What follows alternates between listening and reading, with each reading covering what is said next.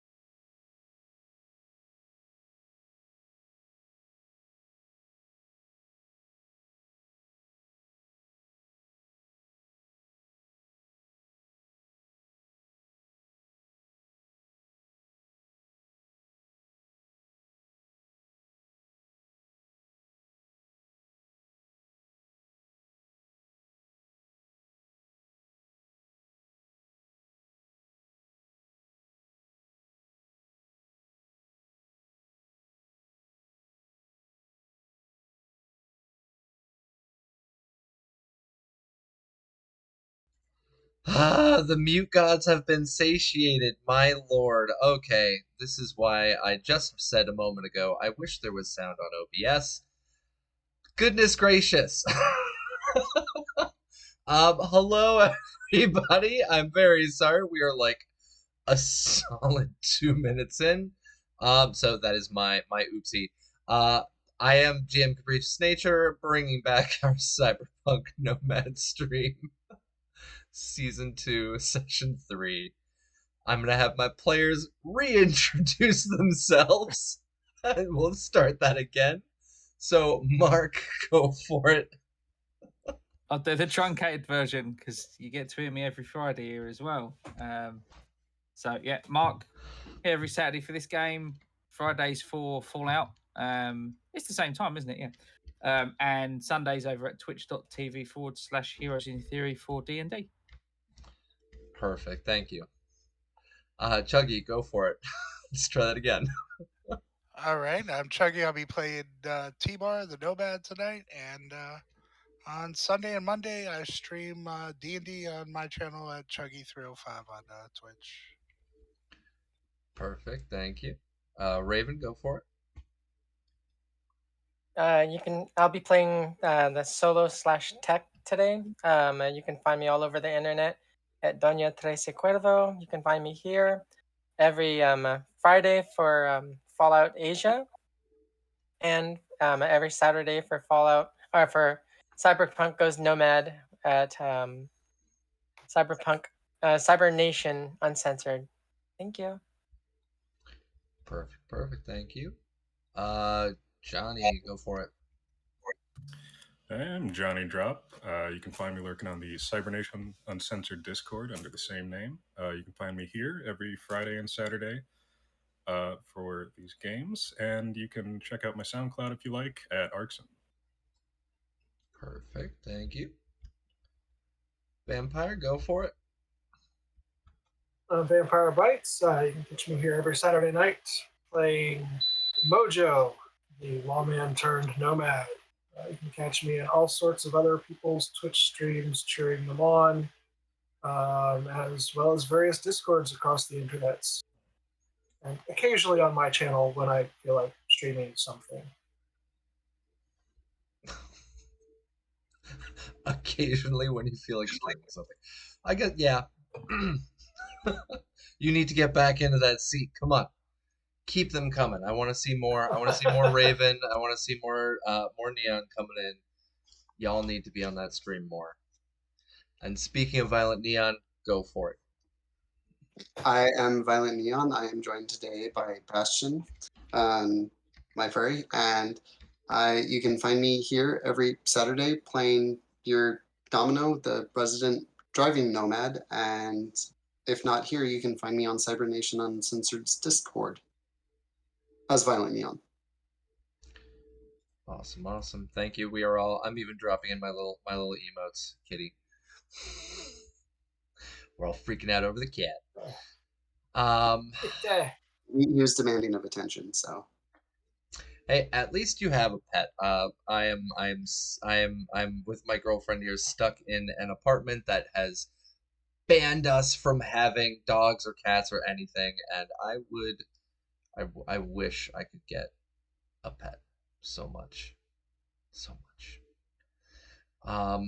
But yes, ladies and gentlemen, I am GM Capricious Nature.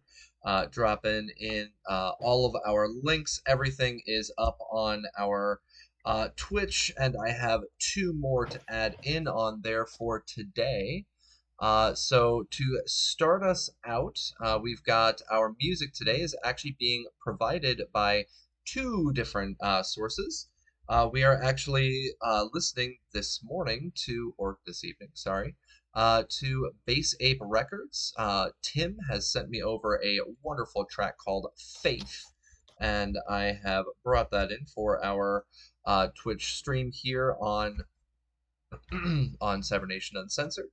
And the second new one to add in is our premium.cyberpunkuncensored.com. This is the link to the Twitch starter campaign, Kickstarter campaign, an amazing set where you guys can find everything from dice towers to dice cases to these amazing dice designs that our glorious leader Rob Mulligan has been working with on getting prepared for everybody. And then one of the coolest things with it is that there's also a set of minis that you can purchase that have magnetic detachable features. So you can change out different body parts, weapons, the gear, all on these little characters. And for Cyberpunk Red, it works perfectly because it covers all of the core roles, and it can be used across many different tabletop systems. So I highly recommend you guys go and find that. So those are our 2 new ones for today. Our normal ones that we have is that our main music is being provided by Helix Code over at Outworld Sounds on Twitch. You can find all of the supplements that we use over on Cybernation Uncensored, as well as from the Neon Red server, since we stole in a little bit of the wonderful drones that they had designed. And you can also find the Medicine of Red and the Vehicles of Red over there, made by my Fallout player, Stinkpalm, and Vehicles of Red made by myself. So feel free to check out those different links and stuff, but don't forget to, of course, come back and continue watching. But today we are continuing on to session number 3, and we have our players right now stuck in this small little settlement, a former little ghost town outside of Phoenix, Arizona, left over here in our Nomad campaign. And we had a cave-in, and we had a run-in with dealing with empty buildings and more possible collapses, and then people started punching buildings and drop-kicking them, if I recall correctly. We had somebody try drop-kicking a wall. Yeah, so we've been trying to set up and settle in and getting some awesome rolls from both of our techs here. And I'm gonna pull up our player names or character names because Calamity and Remy both tried bringing in their tech roll ability for this. Remy built up a shelter that everybody was able to use, and Calamity started working on a special side project. And although there was an oopsie in her initial design, Calamity has spent a little bit of time over the last week talking with the GM and getting a new possible set up. So that's where we're going to be rolling back in. We've got our players in this small little area marked with the M on map. This is where they were supposed to meet with Mama Snyder, and she never showed up.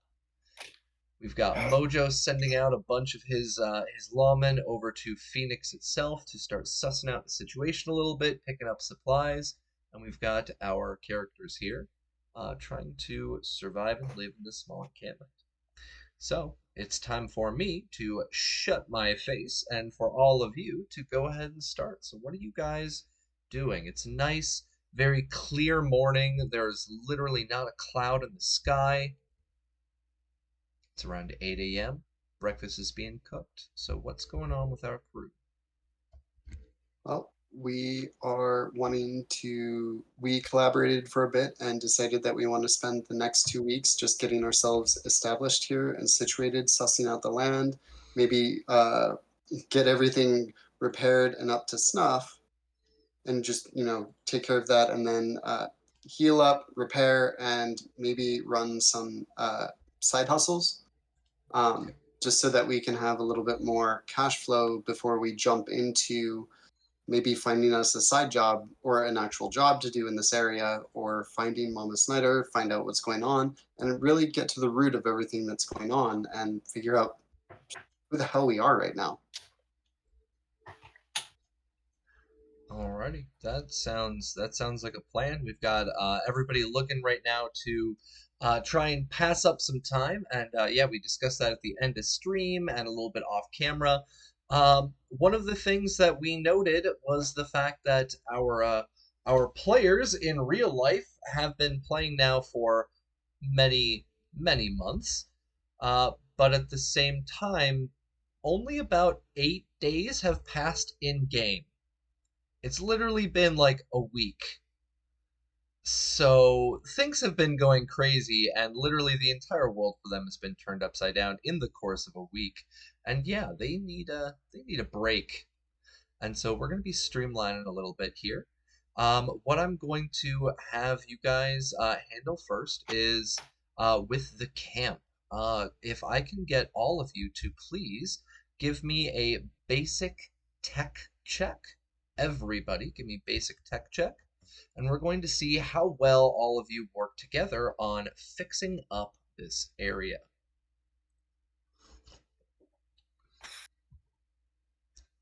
And there is 1 + 2 in chat from Stink Bomb. Thank you. May I take it since I only have a tech of 3 and no basic tech? Yes, you can totally take it.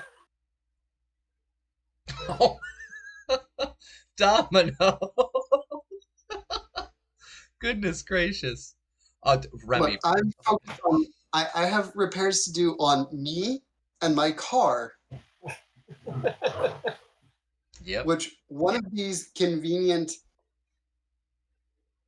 up and coming nomaders that we want to reacquisition decided to damage getting it to me. So yeah, no. We'll be having some drivers that want to get it repaired. Okay. All right, so on here we've got heck of a lineup already. So T-Bar rolled in a critical success with a 20. And so T-Bar, is there anything that you are working towards other than just getting your vehicle fixed up, which we finished up on stream? I believe I finished my vehicle last week, so Yep. So is there anything else that you want to build or set up? Trying to set up your own little camp area? a drug lab, but A drug lab? I don't think I have the skills for that, so I will just help with fixing whatever I can, but I will do it very slowly and complain the whole time. Actually, speaking of drug lab, if y'all make your way on over to the wonderful Medicine of Red that's up on the cybernationuncensored.com, you actually can build your own little drug lab. Do you want to do that? Because that's a successful roll. Yes. Or, kick the habit. Why would he bother kicking the habit? Come on. You're not thinking. Just you're not thinking about distribution. There's just no planning gone into this at all. Yeah, I opened a drug lab in the middle of the desert. That's where they all are. Pretty much. I mean, look at Breaking Bad. They did it in the middle of the Albuquerque desert. It tracks. If that would work, I will. That was on wheels. Or we could turn the AV into a mobile drug lab. Yeah, there you go. So yeah, you have a successful check on there to set up your own little lab. So on here, if you folks make your way over to the Medicine in the Time of Red on page number 17, it talks about basic tech being used to fabricate street drugs, biotoxins, and toxins, as well as poisons. And on here, pretty much what it is that based on the core rulebook, you can use basic tech to set this stuff up and synthesize your own stuff. And so is there anything in particular that you would want to make? Because with your successful check, you'd be able to set up your own little lab. You could make caffeine. You could make some flicker. You could make some Bundy bars of your own. You could make Molly if you wanted. Nova Jane, or even Stardust. Is there anything you'd want to make? Or just your own I synth can't make coat? synth. Yeah, I was gonna say the synth coat because I'm addicted to it. So. Wow. So synth coke. Let's pull that up real quick. So synth coke. You have successfully made your own synth coke. You had your extra time set up. You were able to go into the. Let's say you went into the old library. Using some of the old stuff that was there, set up your own little lab and stuff, and you were able to make yourself your own little set of synth coke. All right, that sounds great. And go ahead and do me a favor real quick. Roll a 1d6 for me. You made yourself 2 doses of synth coke over the course of about 2 days. All right, so I won't put that on my sheet. Awesome. And Calamity, over here on a 9, it says your basic tech's at a 0. Is that right? Oh, you're muted. I think so. That's what it. Oh That's what my it goodness. is. Okay, hold on one second. Did you want me to use maker ability? No, no, no. I was curious. I thought you would toss some points into there, but it's all good. So for a 9, you're able to successfully kind of clean up your area, make sure everything is maintained, and after the course of working on your former boosters you were building for your legs, as I said, it's we're covering this in about 2 days ish. You actually discover that you made an error somewhere along the lines in the design process, and you sit down to uh, try and rethink the design. And we've talked about the rethinking of the design already. And if you Mhm. want, now you can use your inventor check, and you can invent up your new set. Our DV is a DV 17. It's a 1 day build. And instead of it being this larger boost, it's about half the size for about half the price. So go ahead and roll me your maker roll ability with invention, and we will get that rolling.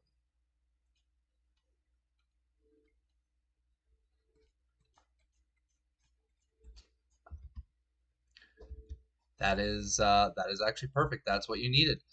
So you scrap your old model, you kind of take it back apart, you figure out what the heck was I doing? I should just use this, and you use a smaller propellant in it, and you get it all set up. And so you now have your boosters. We're at the half, pretty much like the half boost from what we discussed. Do you Mhm. remember what the specific number for that one was? Instead of 19, it was 10. 10. There you go. So you've got a 10 meter boosters that if you find a med tech to help you install, you could get installed. So would you want to wait till you get into a city, or would you want to try your luck with Kali? I'll see if Kali can do it. Keep it in house. All right. So this actually gives me an opportunity. I'm going to pull over my handy dandy table all over again. I was using this on stream yesterday for the first time, and holy crap, it helped. So 1 second. So you go over, you ask her if she can help out. She says, "Yeah, sure, of course. Give me a second." And she just got a critical success. And so, in the course of just a couple of hours, you were able to get it installed. I got a natural 20 on that. So that's a win. She's able to get it installed. You've got your cyberware for your legs with your 10 meter boost now. So we've got our successful inventor going on here over the course of those 3 days there. Domino, we got a 2 rolling out from you. So I Yeah. I feel better after my last 2 days. Finally got some actual rest, Yes. and I get up and I'm like, nope, those ribs are still cracked. I'm gonna lay back down and not do anything. And I send Remy a message. Hey, while I'm laid up, would you be able to help me with my armor and get it back up to where it needs to be in case something else happens?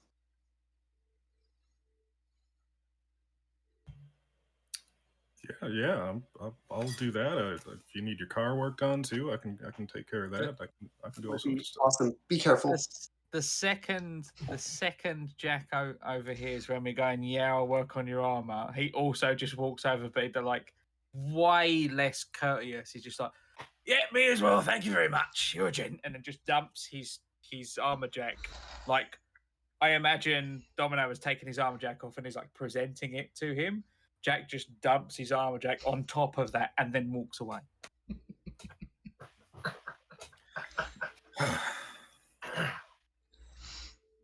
All right. Well, with Remy's natural 20 there, or sorry, unnatural 20.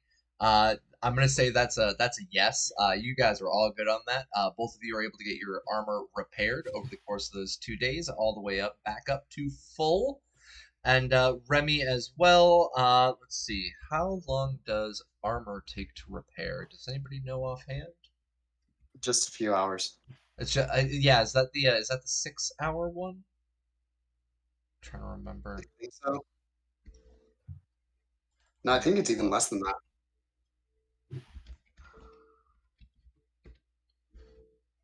1 second. Roll abilities, no. Come on, let's go. Now, this is one thing I do have to say that I absolutely, absolutely love about the Cyberpunk Red Core rulebook, even though it's like 460 pages of bulk, is that the PDF is like instantly searchable. Like jumping into the search function, it takes like half a second. So yay! Item repair. Let's see. Those are premium. Yeah, so it takes a day. Oh, okay. Okay, so you're able to get both of those fixed up. So, Remy, that's what you use your time on. You sit down, take out your pliers, you pull out the slugs, and you take out the little pieces of shrapnel and sew stuff back together. You've got your little sewing kit going on, and everything's all set for your time there. Is there anything else that you wanted to pursue, or is that what you're going to focus on? No, not at the moment. That's all I'd be doing. That and rest. All right. Yeah. And Domino, because you were able to kind of break away from your funk, I'm going to give you one more chance. Go ahead and roll your car mechanics. See if you can get that car fixed up. Once you walk out, toss your armor jack over to Remy. You're like, okay, that fender still looks a little bumped. The axle looks like it's misaligned. I'm not sure I can handle it today, though. And Out you of 10. crawl back into the back seat and pass back out. It's good enough for now. I'll touch it tomorrow. Fuck it. All right. So second day rolls around. Go ahead and make your second check on there. There you go. All right. So let's see. We got a 6 this time instead of a 1. Good. So yeah, you're able to get your car repaired. You've been laid up for 2 days. The third day, you get back up. You're fully healed. You got your armor jack back on. You're starting to feel a little bit better, and you break out your toolkit. You're able to fix up your vehicle. And while I do so, I would have called over some of the other nomads, the tech-specific ones, because I was able to become a better nomad and decided to put a roll cage in here too, so that if anything else happens, my car has a little bit more structure in case somebody else decides to wreck it when I'm not in it. Yeah, so while you're fixing it up, you're able to call some people over with an idea for adding in a roll cage. You're able to go around and scrap up some of the metal that was left over from some of the other vehicles that were left behind in this small ghost town. Get it re-rolled and set it back in, and so now you've got a roll cage inside your car. Sweet. So we've got Remy repairing up the armor jacks. We've got T-Bar literally making his own drugs after repairing up his car, and he is now set for his needs. Calamity was able to get a new roll in and fix up your former design. Now you've got a 10-meter boost. Domino finally has a repair on his vehicle. And Mojo with a roll in of 12. What is it that you were aiming to do 14. this time? 14, right? That was The plus 2 didn't get applied. My armor's only down by 1, so rather than waste a day trying to fix it now, I'm just helping out setting up this as a semi-permanent establishment so that we can take our 2 weeks. And I want to kind of train some of the NPC nomads in firearms, so that they can take watches and be guards and stuff like that. I would just want to give them very, very basic training for, not deputize, but make them all capable of being more than just dead weight. Fodder. More than just fodder. All right. Well, I want them to be better than dead weight. Yeah. In this case, we've got the majority of your players. Sorry, your cyberpunk assistants. What would that be called? Like the Nomad group members. In the Cyberpunk core rulebook, the majority of them are listed as disposable mooks.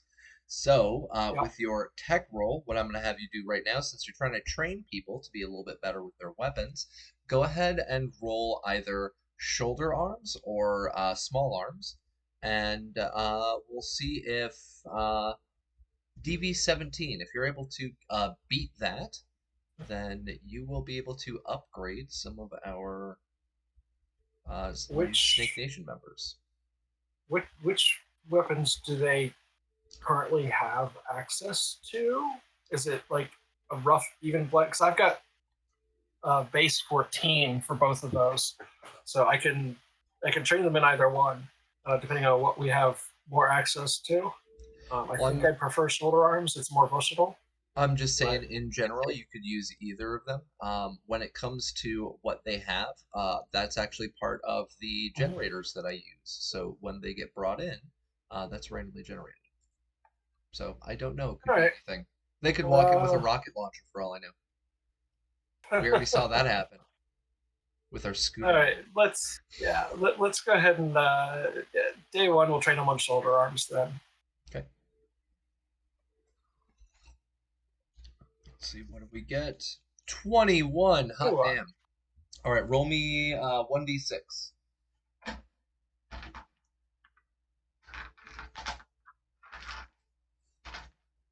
Oh, that reset. All right, so two of the folks there were able to successfully get upgraded from our disposable mook up to mid-level lower lieutenants. So in that case, you've got two more folks inside of your Snake Nation that are a little bit better with their guns. And I'll let you make another roll for the second day. See if Second anybody's day we'll receptive. go with handgun training. This day was also very effective. Go ahead and roll me another 1d6.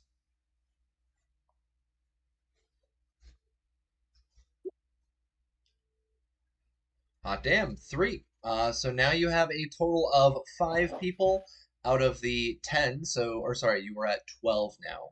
So just under half of the Snake Nation's new members or kind of returning members of your rebuilding efforts, they are now mid-level lieutenants, so a little bit higher than before. And on the third day, do you want to try and make one more roll, or let the folks inside the group chill out for a minute? We'll just go back to being general face, trying to get everything set up. You know, Okay. all the background stuff that the camp needs for rebuilding. All right. That actually works perfectly because on the third day, your two lawmen return. They had come back into the camp. They've got the goodness gracious, because you're level 5 or level 6 for lawman. 5. 5. I believe they've got a kind of an old style, just souped up like little sports car that they use. That's of course Nomad style. They come rolling back into camp, and you can see. They went in with bears. They went in with bears doing Well, they're bringing in this new vehicle. So Okay. you've got the one dune buggy coming back in. You've got one sports car coming back in. And you can see that between the two of them, they were able to get a pretty decent amount of supplies. I would like all of you right now, everybody in the in our crew, go ahead and roll me a 1d20. Everybody roll 1d20.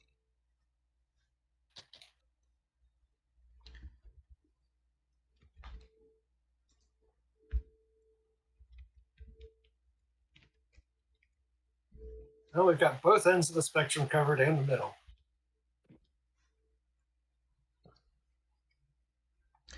All right, 1, 2, 3, 4, 5, 6. All right, I think I got all of those. 1, 2, 3, 4, 5, 6.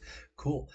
So they come back into camp, and you guys are now set food-wise and medicine-wise for roughly 2 months. You would be able to camp out successfully for about 2 months. with the equipment and supplies that you guys were able to scavenge up from the ghost town itself, and from what they were able to gather in from the the city of Phoenix. And And what we already had from bags picking up at the Nomad Market. Yep. Because that was specifically just medicine and food. Yep. And so on top of that, you also have them coming up to you. Let me pull out my little notebook. That is Fallout. And that's D&D. Okay, I don't know where I put it. Goodness gracious. So your lawmen come up to you, and what was the name of your lawman? Let me get that fixed up on my sheet. Maxwell Parker, nicknamed Crushing, and Joni Agreeable Bennett. Okay, so Maxwell.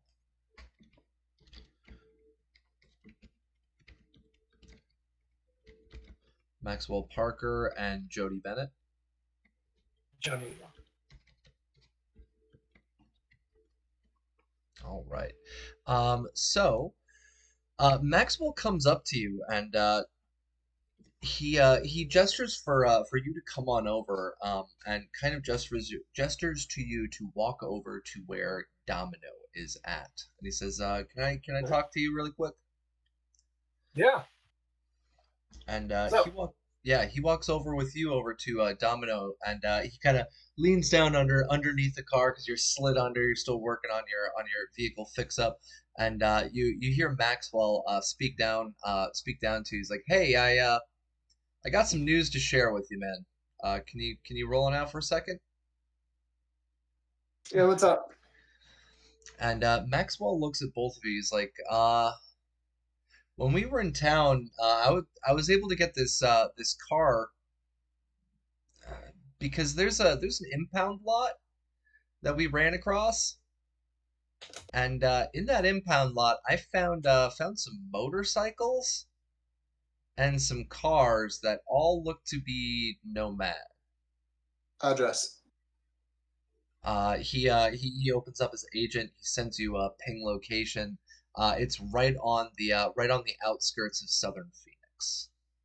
Cool. Anybody that wants to come with? I have to go check this out. I have to see if that's Mama Snyder's bikes. Yes.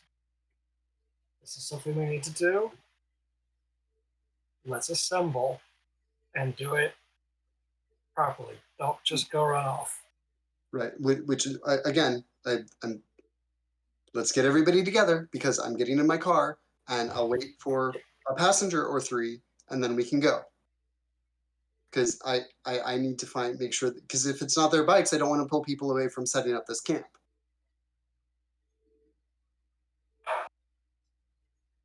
Right. Maxwell? Yeah. You and Joni are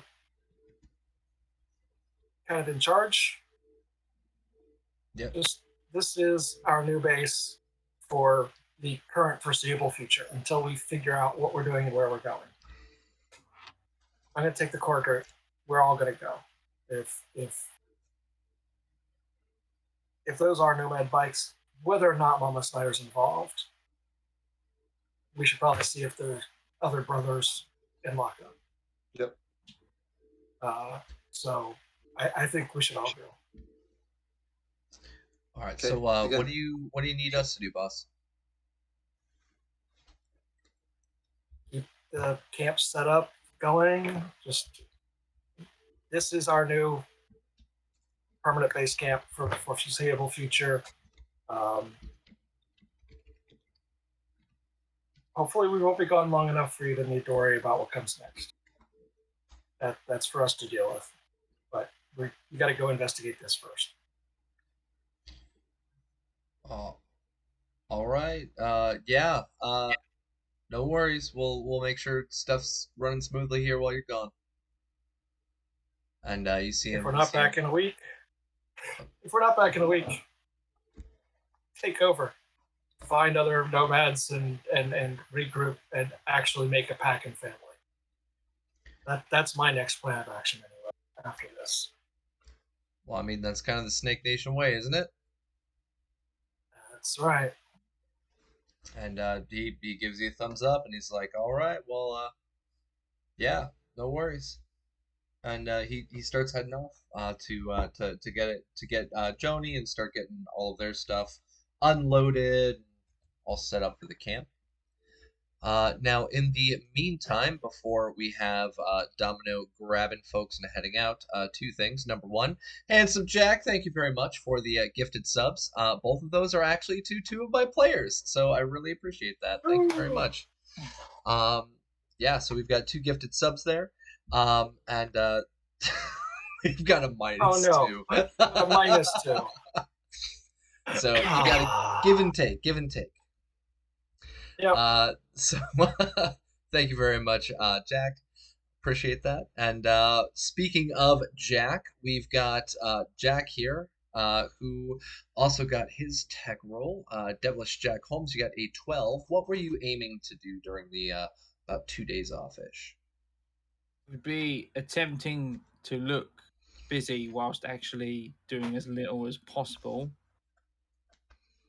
When he sees the guys training with the guns, pulls up a chair and very loudly armchair critiques their shooting, particularly with the handguns. And he's like, no, you're doing it all wrong. You're all stiff like him. And he points over to Mojo. All formal and square shoulders, and they see it coming from miles away. Draw and fire, one smooth motion. And can I attempt to try and improve it a little bit more? Yeah, go for it. Go ahead and roll me handguns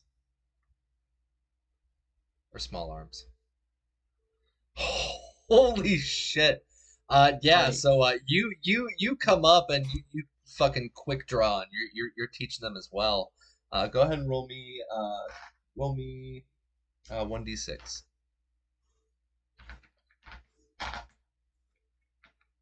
If you get a 6, I swear to God. Okay. You're able to help two of them who were previously looking at roughly mid-level lieutenants. They are now up to hardened status. So you were able to get them taught even better and improving their weapon usage. Mojo to Domino. Can this run wait a few more days? Don't really. Okay, we'll deal with that in just a second, guys. I got to finish up with Jack. So you've got 2 days where you're going over, you're critiquing armchair. What is that? Armchair general. Yeah. Armchair generaling everything. It would be like a rusty old deck chair or whatever it is that they probably carry around with them, and he's just sitting there in the desert with like a cooler of beer. No, that's wrong. That's what. And then I kind of rambles over there, fires from the hip, and pings all the bottles off the fence with no problem. And then I'd imagine like with Mojo being, a former lawman, and he's like more formally trained, whereas Bear just kind of taught Jack how to shoot in the middle of the desert just like this, and he's just kind of done it his own way ever since.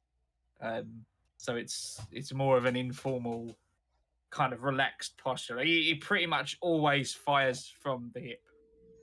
Whenever he's firing the revolver, it's a draw and a fire from the hip. And he kind of, with the people that look like they're not getting on with the way Mojo's instructed them to, he's like, well, that's not working for you, so perhaps you want to try this instead. And then, as we've discussed with the roles, that obviously that's sort of what happens. Other than that, just trying to look busy. Yeah, pretty much that would cover it. All right. So yeah, the crew here for those first couple of days, everything's getting set up nice and smooth. You're training people how to use weapons. You're getting things repaired. You're fixing up the buildings, and you're getting the camp set up. At this point, sleeping inside the camp after about 3 days of hard work and dedicated repair work, sleeping no longer would require a check. So all of you are now comfortably set in. And on the third day, as I said, we had our 2 lawmen coming back. about 60 days total now worth of supplies in which you guys could successfully sustain your needs for about 2 months, as well as a nice new little sports car that they were able to pull in from a Nomad lot. And we had our Mojo and our Domino getting pulled to the side and getting warned about seeing not only cars but also some motorcycles in this junk lot in the southern reaches of Phoenix. So we'll pick back up there. We're on our third day. Take it away. Okay. So a little bit of meta, just because I know that at least Calamity is involved, or she downgraded her project, so it's done now, Yep. or it's still midway point. So she was supposed to spend a week on it, and so Right. with that she had her days burned where she wasn't able to do anything extra, and then her Right. secondary project was just a single day build. Yeah, so Okay. she's all set. Okay, so the entire team is technically available. Yes. So the meta of taking 2 weeks downtime and running side hustle looks like it's going on the back burner so that we can perform 1 or 2 rescue missions. We've got Silver, then we have information from Calamity, and we have some nomads on the southern outskirts of Phoenix. Phoenix is a lot closer. I think we should check them out first. What information do we have about the other person? I don't recall that. Silver. Calamity? Silver was contacted by Calamity, and Silver had said that her and I the do other remember that members now. of the Aldecaldos were trying to lay low. A bunch of them were dead, and they fled Night City. They were outside of Los Angeles, and they were going to keep moving. I forgot. It was like a month ago now, so. Yeah, I know. We keep having to take so many breaks. This is tis the season for all of the holidays, and we're going to be talking about that at the very end because we've got more breaks coming up soon. So yeah, yeah. So you were told that they were outside of L.A., but Calamity would have also heard her mention specifically that they were going to keep moving. So if a rescue operation was done, you would have to find their updated location. Yeah. All right, so that's yet another reason to start with the Phoenix inbound lot, and then from there look for the local jail to see if anybody's in lockup. All right. So what are you guys going to do in that regard? What are we doing? All right. Getting in my car and waiting for the rest of the group to either get in or not. You You'll people? see How many? Jack, you'll see Jack hop into the passenger seat like straight away, and just like, "Are we going to be doing crimes?" Maybe. Entirely possible. Asking you. How many seats do you have? Yeah, right. Domino. I can fit all of us. I'll jump into the car, back seat, passenger side. Okay. Or middle row, I guess, if there's I have 3 rows. driver, passenger, 2 in the back, and then 2 more behind that in the trunk. Yeah, you can fit 6, right? Yep. Yeah, with the extended seating and all that jazz. I'm gonna take my own vehicle. I'm gonna sit in right behind Jack. I'll ride with my partner in mischief. All right, so Up in the air, Domino. playing Overwatch. Yeah, Domino. You've got Mojo. You've got Jack. Where are you going to be going, Remy? Begrudgingly not riding shotgun. All right. So Domino, you've got the 3 of them. So you've got 1 in the passenger seat, 2 right behind you. And T-Bar, you and Calamity climb up into your AV, and the lot of you set on off. As soon as I hear 3 clicks, I've Straight got to Vegas. And I put my seatbelt on. As soon as I hear the clicks of the seatbelt, I'm gunning it. Domino, If you drive Who us has- headfirst into traffic again, this shotgun's going in the back of your head. Mojo is going to definitely click the seatbelt. But also, who has headsets? Who has the comms units? I have a radio headset. Okay. Let's stay tuned to each other's channel. So at least there's one in the air and one on the ground that has audio. All right. So yeah, you all start setting off, and M right here marks our makeshift camp, and the location that you were all told about is right down in the southern side of Phoenix. And so after about an hour of off-road driving and of course flying, the lot of you can see kind of the what's that called? Like the skyline of Phoenix itself. And to my knowledge, it's not really all that pretty. There are a couple Let's of not go through town. yeah, Let's there go around town. exactly. I There are a couple of blew up the buildings people that left. are a little bit bigger. I'm just pulling up an image so that we can have a visual at least for our Twitch audience and our YouTube audience. So you can see the skyline. It's it is what it is. It's kind of lame. Phoenix, Arizona itself during this time is literally a pass-through area. They're no longer any form of economic growing juggernaut anymore because the lack of water, lack of food makes it a little bit more difficult to live out in the middle of the desert. And since there's very little centralized government, they don't really have much to live on. And so you're able to literally circumvent the city, make your way south, and as you head south towards the southern reaches, you start to see where this ping was specifying for. And you're able to see that there is literally this massive impound lot. It is filled with junked cars from literally the last 80, 90 years. Literally hundreds, if not thousands, of vehicles, scrap, everything that a tech could ever drool over and everything a nomad could ever need. But all of it is inside of this gated, fenced off area. So you guys see this. What are you going to be doing? Beelining straight. Going straight towards the like. If I see an entrance type thing, that is what I'm going towards, and pulling up next to whatever office there may be. Try that one more time. Beelining and what?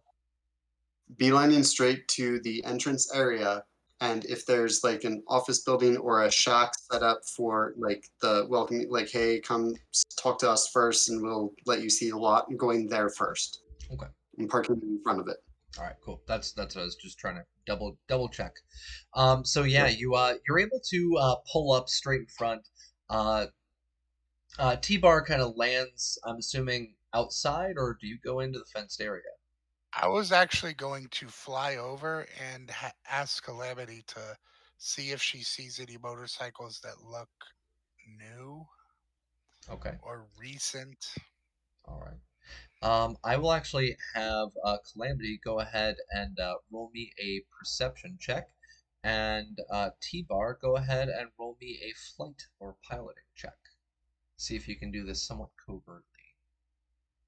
Holy damn. All right, we got a 20 and a... Nothing. 28. Holy fuck. All right. So you're you're able to whack that way out of the park, and we will jump on to you guys in just 1 second. So you guys are coming in a little bit slower, way up high, trying to take a perceptive look down.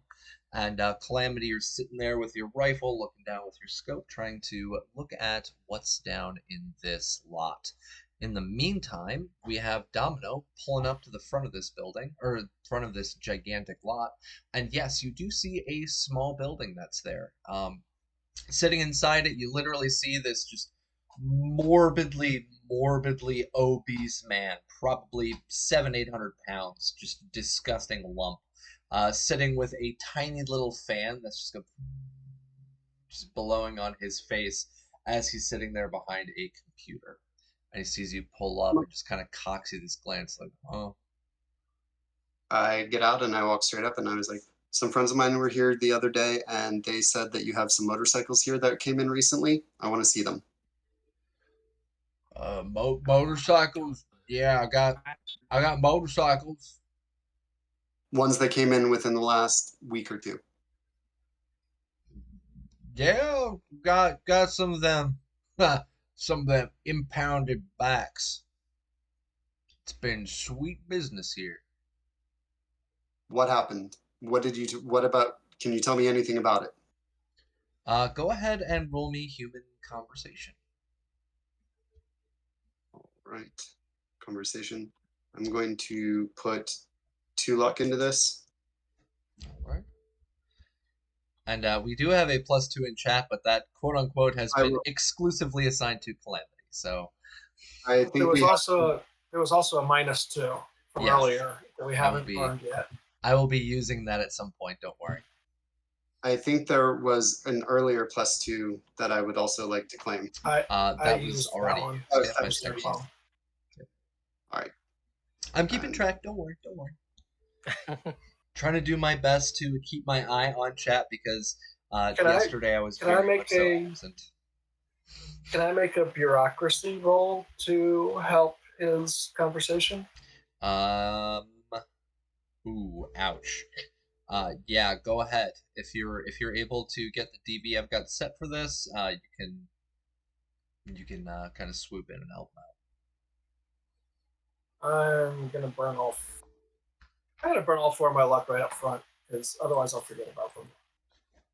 How many points of luck did you throw into it, Domino? 2. 2. All right. All right.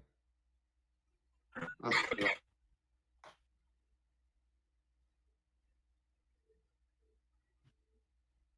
There you go. All right. So our DV for this was a 14. So you were 1 short.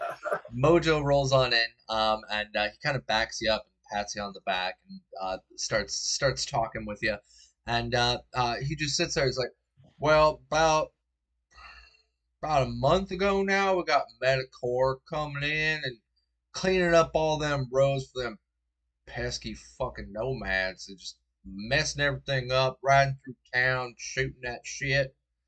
So, yeah, Medicore came in here, wrap shit up, and we've been impounding them bikes left behind and reselling and scrapping. And you see him just kind of lean over towards this bucket and just spit out a huge chunk of chewing tobacco. It's like, yeah, so it's been pretty sweet business. Do you know where the nomads are that they rounded up? I mean, some of them have been, well, some of them have been killed, some of them have been arrested, and I don't know. Their AVs coming in and out of town pretty much every day now. They're heading out east.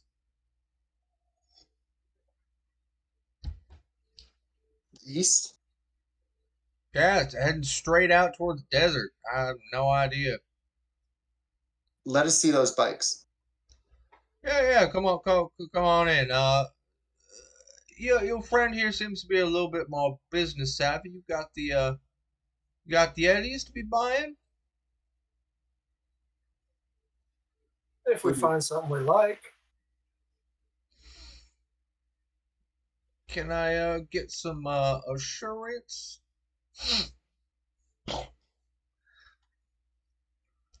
I'll have a wad of the eddies and just kind of flip through it, tuck it away. I'm not sure you understand how to grease palms here, friend.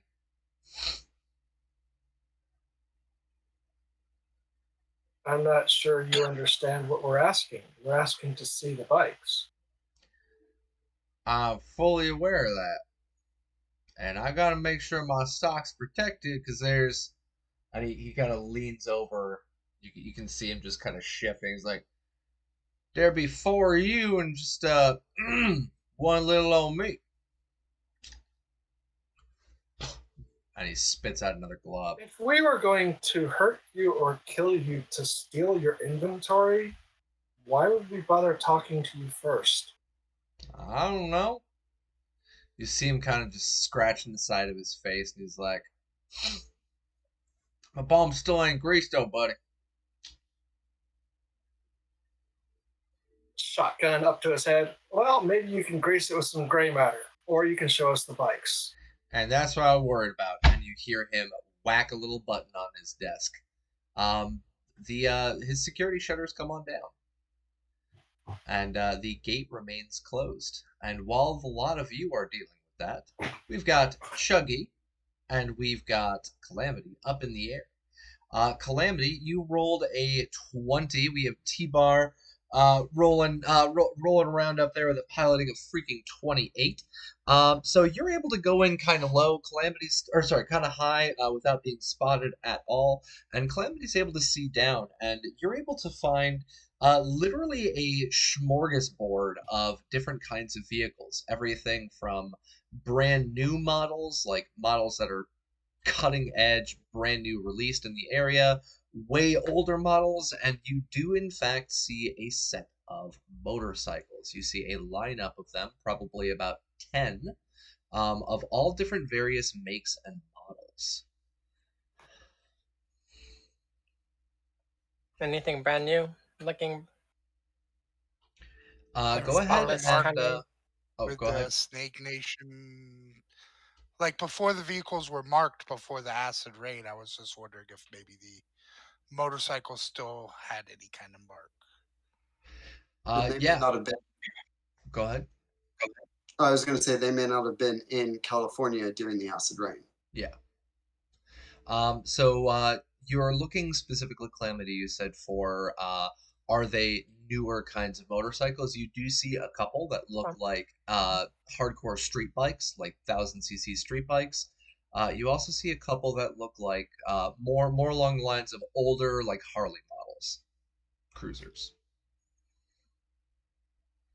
I'm generally looking for what T-Bar asked me to look for. The Snake Nation logos.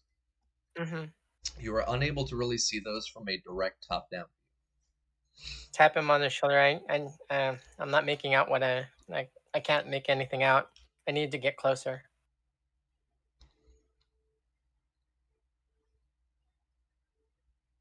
So I'll radio down to them. I could see some bikes up here. You guys getting in there or not?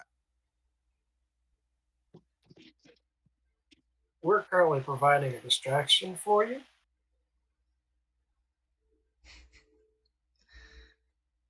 I will say, well, you didn't tell And me I'm that. gonna give her.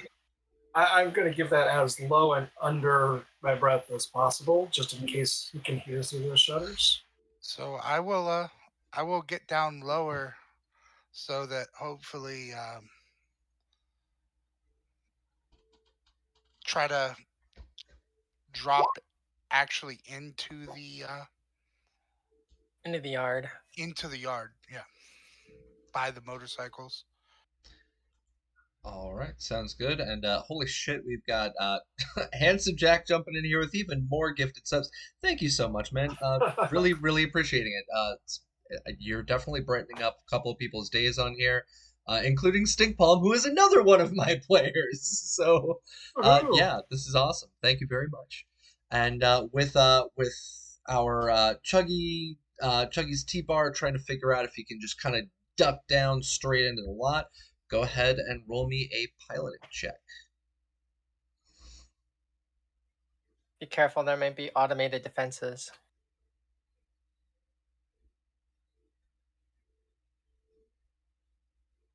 Holy shit, yeah, you're able to literally in the middle of the air, T-Bar just kind of slows down and just turns off the thrusters and like a rock out of the sky, and then just turns them right back on just above the surface. You guys can see this from outside. You see this tiny little speck way above just drop straight out of the sky like a rock and then just stop about maybe 5 meters off the ground. So yeah, T-Bar with his fancy flying all over again. You're able to literally stop right above where the bikes are at. And Calamity, you get a very good look at them at this point. Both Calamity and T-Bar, you can see that these vehicles, some of them look like they are Aldecaldos. Some of them look like they are Snake Nation. Some of them look like they are like Japanese-style Tiger Claws. They've got pretty much everything here. It seems None as of if them are marked like Mama Snyder's bike, are they? I jump no, out. none of them specifically have the writing Mama Snyder's bike on the side. I'm gonna jump out. All Hey, right. hey, D-Bar, take some pictures and send them to Domino's agent. Yeah, I can do that. All right. So in the meantime, we've got Jack and we've got Remy. The two of you chilling out in the car. You see Domino and you see goodness gracious, my brain. Domino and Mojo walking on up.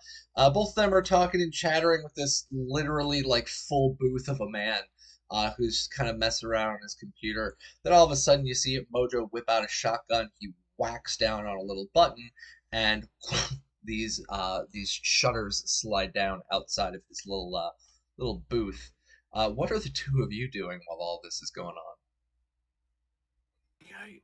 So yeah, like I was saying, you have you ever considered sort of your own sort of late night talk radio? I mean, you got the voice for it, lad. Seriously.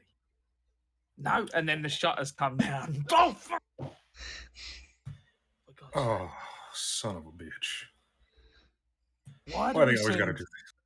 Yeah, every time. Why do we send someone who has the people skills of a potato to do the talking? I'm sitting. Oh, it gets out of the car. Jack will just kind Well, of I open was the talking door. to a potato. And Jack open the car door and kind of just put one foot out to look around. Other than the shutters having come down in front of the guy, does it look like him whacking the alarm has done anything else? Yeah. So both Jack and Remy, go ahead and roll me perception checks.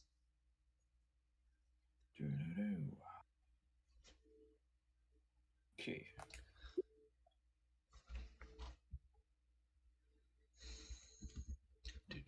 All right, so we have an 11 and a 12. Why do you have a -4, Remy? I still haven't slept well. Yeah, Yes, you you guys have have. had 3 days. Yeah, we're all good. Yeah, you guys are all set for sleep. Reroll that. Take that -4 off. Come on. Come on. We'll just call it a 16 then, right? I could just call it a 16, or do you want to reroll it? Your call.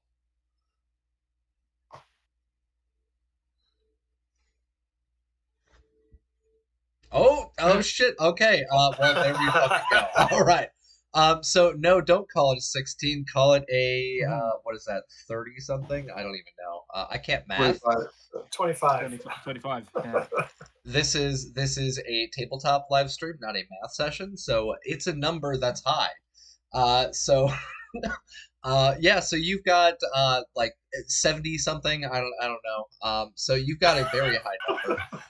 And we've got an 11 there. So Jack, you're just kind of looking around. You seem a little bit more distracted by the fact that dust is coming up on your boots, and that dust and dirt from the road is it's a little bit more orange than you're used to, which just doesn't jive with your leather boots very much.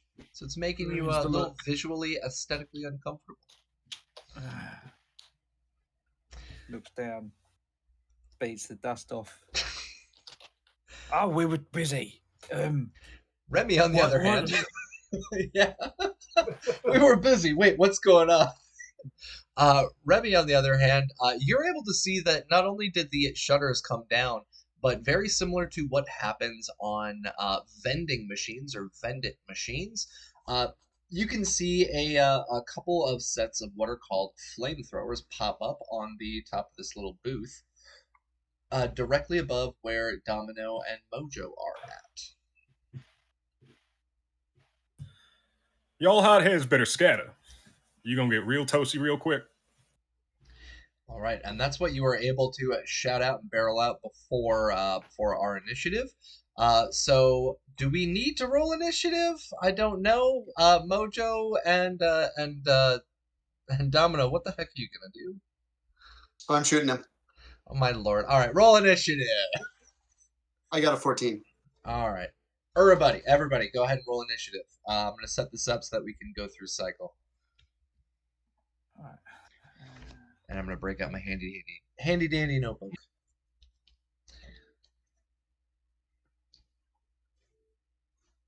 Oh wait, no, I don't need to do a notebook. I have the notes function on here. Oh, yes. All right, give me 1 second. Oh my lord, you guys just filled my screen. There we go. Cool. All right, so our initiative. Don't want 40. There we go. All right, so initiative. So Mojo, you're at 12. Remy is at a 13. T-Bar is at a 13. Calamity is an 18. Okay, so we're going to have Calamity. Kalamity. Calamity. So you're at a 18. Then we're going to have T-Bar. 13. Aren't I at the top of the order for me to get a vehicle? Yes, you are. Oh, wait, yes. Yeah, you didn't step out. Right. Okay, so T-Bar, you are still up at the top. My B. I thought you stepped out with Calamity. But no, she just hopped out because that's what Calamity do. Um, and then we've got Jack. And where is Domino? It's a 14. I rolled it right after he hit the button. I rolled my initiative, so got a 14. Okay. All right.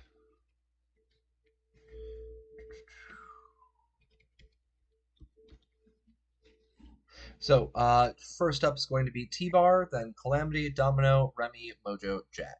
Perfect. All right, so, T-Bar, what are you doing? So, in reality, I'm not sure how big an AV is, but I know I have all this like a heavy chassis and can haul a lot. I'm wondering, is it possible that I could drive, like, actually load some of these bikes into the AV and just steal Yes. them? Think about a short bus. Uh, Like, I don't know actually if the AV is big enough that I could actually bring it inside, or if like I have to drag it, like tow it. I guess is the so question. that is It's actually a not the very size of good an question. AV9. And let me pull up our vehicles of red, and I can check on there because it actually specifies what kind of load capacity you can use. So we have an AV3, and yeah, AV3s are usually a lot smaller than AV4s, AV7s, or even AV9s. Right, Because you're and I still have that using an heavy AV3, right? chassis. Right, but I have that heavy chassis Nomad upgrade that adds Yes. 10 tons to my capacity. Right, but that's not necessarily inside. Yeah. Right, And I don't know the yeah, the size size. inside. I'm purely asking. I have no Yeah. idea. Yeah, no, you It's would supposed not be able to fit in. You would not be able to fit in a bunch of motorcycles or cars into there. The It's supposed to be AV9 like a or Blade AV, Runner. yeah, the AV3 Aerocop is literally like a four-person. It's like a sedan that flies, with police sirens Okay, up on top. That's it. I thought it was a little bigger, but all right, Think yeah. the I Blade Runner guess cop car. I'm gonna just try to look around to see what looks valuable in the area because I plan on stealing something here before we leave. So go ahead and roll me a perception check. And if this is successful, I'm gonna have you roll one more check. I will use 4 luck. Oh my lord! All right.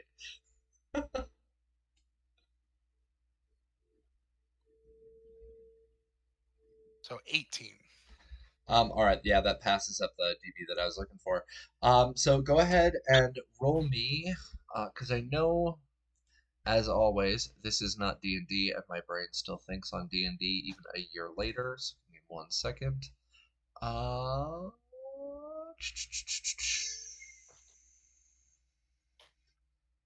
give me a deduction check.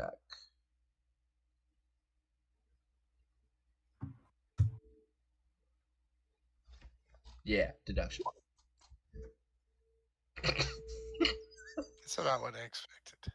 Uh, so you see a lot of valuable vehicles, and you can't seem to make up your mind on what looks the most valuable. But what was already mentioned is that there are several different kinds of cars here. Some of them are collectors' vehicles, possibly.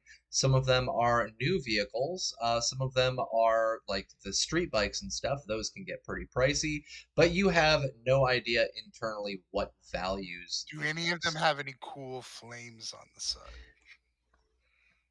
Or like cool paint jobs? pick a high or low. Say high or low. High. High. All right. Very much so. Yes, there is a. I'm gonna roll on here to see what vehicle it is. Number 2. So let's pull up our vehicles of red. Boo boo boo. T-Bar is a man with his priorities in order. His Wait, priorities this one has are a definitely shark teeth along the nose. I'm taking Oh, it. that would be awesome. You find a micro car that has an amazing just fire design right along the side. It looks classy as fuck. It's got like matte black paint with like super high reflective fire designs on the sides. So I guess that's what I would be using my turn, like after I look for it, to like maneuver the AV into position to hook up the tow thing to steal this vehicle. All right, you pull your AV3 over to this little micro car that literally it looks almost like our modern day microcars. It's just a 2-person vehicle, but it's got this sick ass paint job. And yeah, you start getting yourself set up. All right, perfect. Calamity, you see T-Bar pulling away and very oddly enough stopping right above a little micro car and then pulling down right in front of it and starting to get his stuff set up. What are you doing now that you are right next to all these motorcycles? I'm gonna use my agent to check in with Mojo and see how it's going. All right, you can have a real quick conversation. Go for it. Very quietly mention that we have a situation in the office. What situation? The shopkeep decided to shut himself in with some protective gear. Do we need him out? Or dead? Either would work for me. Okay. I was gonna mess with the bikes. Now I'm looking for something particular in the yard. Is there anything about the size of a wretch or a heavy forklift or a crane? What's a wretch? A wretch is something like you use it for picking up and moving shipping containers. Okay. I don't know particularly what that is. But you do see kind of what would be like a what are those called? Like a bulldozer kind of thing. It's got the forklifts on the front because I know they use those over a lot of car lots. Oh, okay, perfect. I'm gonna go over there and see if I can hotwire it. All right. Go ahead and roll me. Let's see. Is this going to be? All right. Go ahead and roll me a check on security tech.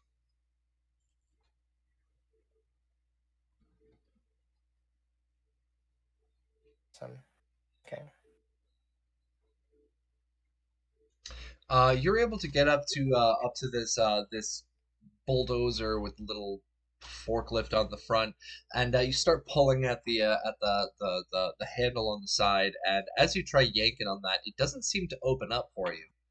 You lean over, you see it's got a little input pad on the side. You try doing something with it, but it doesn't seem to open for you. 0000 does not always seem to work. But yeah, so you're over there. You've got that vehicle in your sights now. Um, let's see. Next up is going to be Domino. So Domino, you hear Mojo talking on his intercom. You hear the of that vehicle dropping down. You see the little turrets pop up and point directly down at you. And I see a roll of 23. That is a hit. I don't even need to ask. All right, 12 damage. Give me 1 second. I'll show you what the trash that you think Nomad are can do. Let me pull up Vendits. Because, yeah, automated turret, thick steel. See page 214. There we go. Okay, cool. So you fire at it, and your damage Oh, I 12. fire on him. I fire on the fat man. Oh, the shutters are down. So you're firing at the shutters then? Oh wait. Oh, Yeah, they're already down. okay. I thought Yeah. we were close in the office with him. No, you were outside. Misunderstood all of that then. Sorry. Um, Think of it like a what are those called? Like the ticket booths on like the freeway, or not the freeway, on highways, or Yeah. I'm It's from like the panic Chicago. button We at a have a bank. billion of them. yeah. Actually, whacks the panic button and the shutter comes down in front of them. And we're Yeah. on the outside. So, Yeah. Um, What are those called? Ticket booth. There we go. It's like a ticket booth on an expressway. There we go. yeah. Then, sorry, I wasn't registering that. It's okay. Yeah, I'd like to.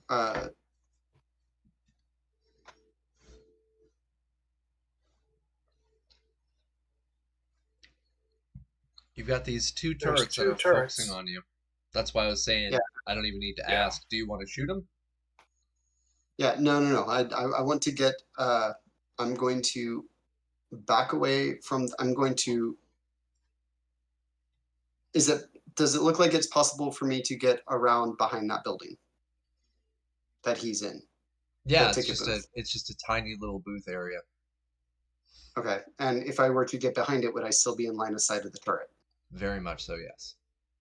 Okay, then. I'm assuming they swivel. Yes. Yeah. Okay.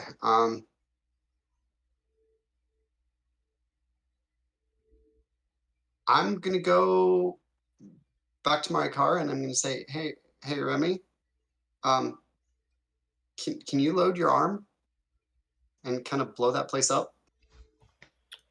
All right, so You want me to? you want to Oh, run no, I back want to you your to car go instead of behind my shooting? Yeah, I'm gonna get behind my car and take up a defensive position. Okay. All right, so you hop back behind the car. Yeah, so you get behind there. You ask Remy to load up the arm. Remy, what were you saying? Sorry. You want me to use my last grenade I want you to blow that To- fat man up. I'll pay you for it if I have to. to attempt to blast what I can only assume is a armored booth, otherwise what would be the point of the security shutters, for a mess that you and Mojo created. We didn't create.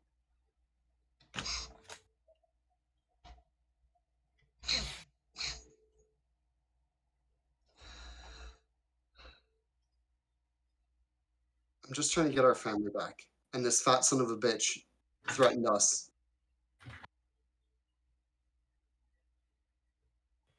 He threatened you? I You do some reckless shit when you hot-headed. I wasn't the one talking. I wasn't the one talking. If it had been me, I would have gone in there with my gun and I would have put it against his head. But Mojo was there and he was smarter, and then, well, he drew his weapon. I gotta stop you here. This is way over 6 seconds. Because we are in initiative order. So you get back, you start chatting with Remy, asking him to load up his grenade launcher. You are set up. Remy, it is your turn. So what are you going to do? He's trying to make his argument. What are you going to do? Ugh, but I cannot get wrapped in whatever this is going to spiral into. I hand him my grenade, and I get back in the car. So pop out the grenade launcher, remove the grenade, and hand it to him. All right, and you use your turn to get back in the car. Totally your call. All right. Cool. Mojo, it's your turn.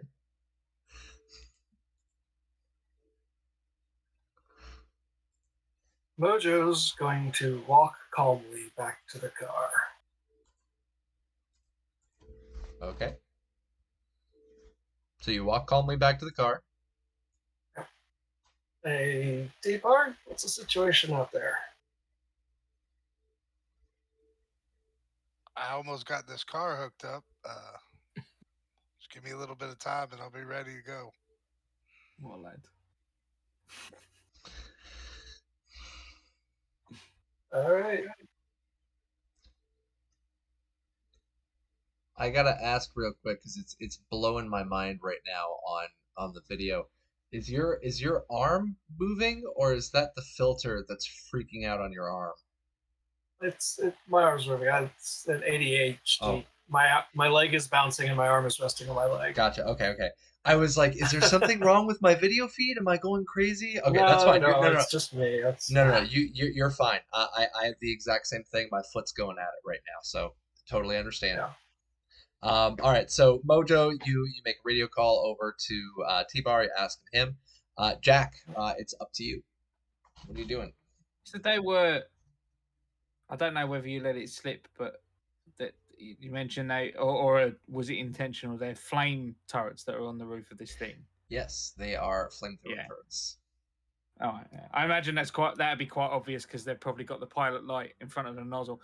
From where they are on the roof of this thing, if I were to dash across and put my back, like hunch down and put my back to it, is that going to be out of range of a turret that's like I'll be underneath the rate? Like, because if it's in an elevated position, can it tilt all that way down? That's what I mean. Yeah, because that's what the Vendit's automated turrets are designed to do, and this is pretty much the exact same thing. He literally right now looks like he is the contents of a vending machine, now with armored slats, and there are these little turrets looking around. They're pointing straight. Can we still see his? Can we still see his face? No, he's behind armored slats. No, I was gonna say. Yeah. All right. I'm still in the car. All right, I'm gonna shout out to the guy in there.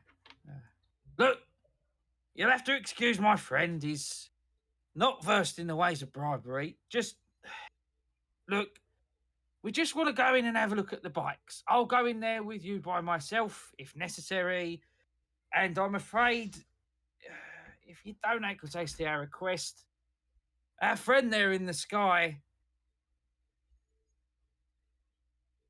will leave your little booth a smoking crater. Believe me, he's got the payload to do it. I'm going to try and bullshit him into hopefully. Go ahead. Calling attention to the stealthy, sneaky thing going on back in the yard. Yep. Now he is aware of what's going on there. Go ahead and roll me. Is intimidation in this system? No. No. Face down? Persuasion. Go ahead and roll me persuasion. We'll use that for intimidation. Sure. Yeah. Because that makes total sense, right? I see a bunch of folks on here. Yeah, microcar with flames. Yes. What 000 is all my passwords. Lost the interwebs for a second. Anyone go murder hobo while you were away? Almost. We're trying. I am trying to prevent the murder hobos. They are trying to be the murder hobos. And Jack is rolling a persuasion of 20, and I'm going to roll against you now. Hold on 1 second. You hear his thick, raspy voice calling back. I was like, I ain't afraid of no bullshit you're doing. Who the fuck's in the yard? Wait. You hear that through this little loudspeaker that's on the side. He's like, "Who the fuck's in the yard?" And you hear a couple of click. Oh God damn it! And the little loudspeaker goes off, and a small little red light on the top of the booth starts to revolve.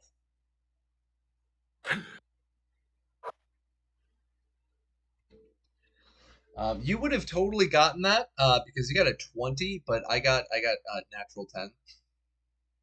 So yeah, Figures. that was actually really close. Playing to my strengths. I don't have anything else. I just look at. I after he does that, like I just shoot daggers at Domino. Like, It wasn't me. fix it, both of you, fucking knuckleheads, fix it. And then, like, I'm still in the car, right? I will just like duck down. Duck down below where the window goes. Got it. How far? Yeah. How far is the parking lot from and where we're parked from these turrets? Well, you've got the little toll booth. Then your car is right next there because you said you pulled up right in front of it.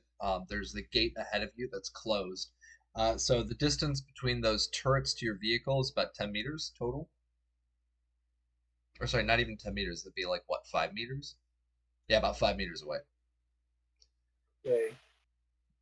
And the gate in front of you is about another maybe 5-10 meters.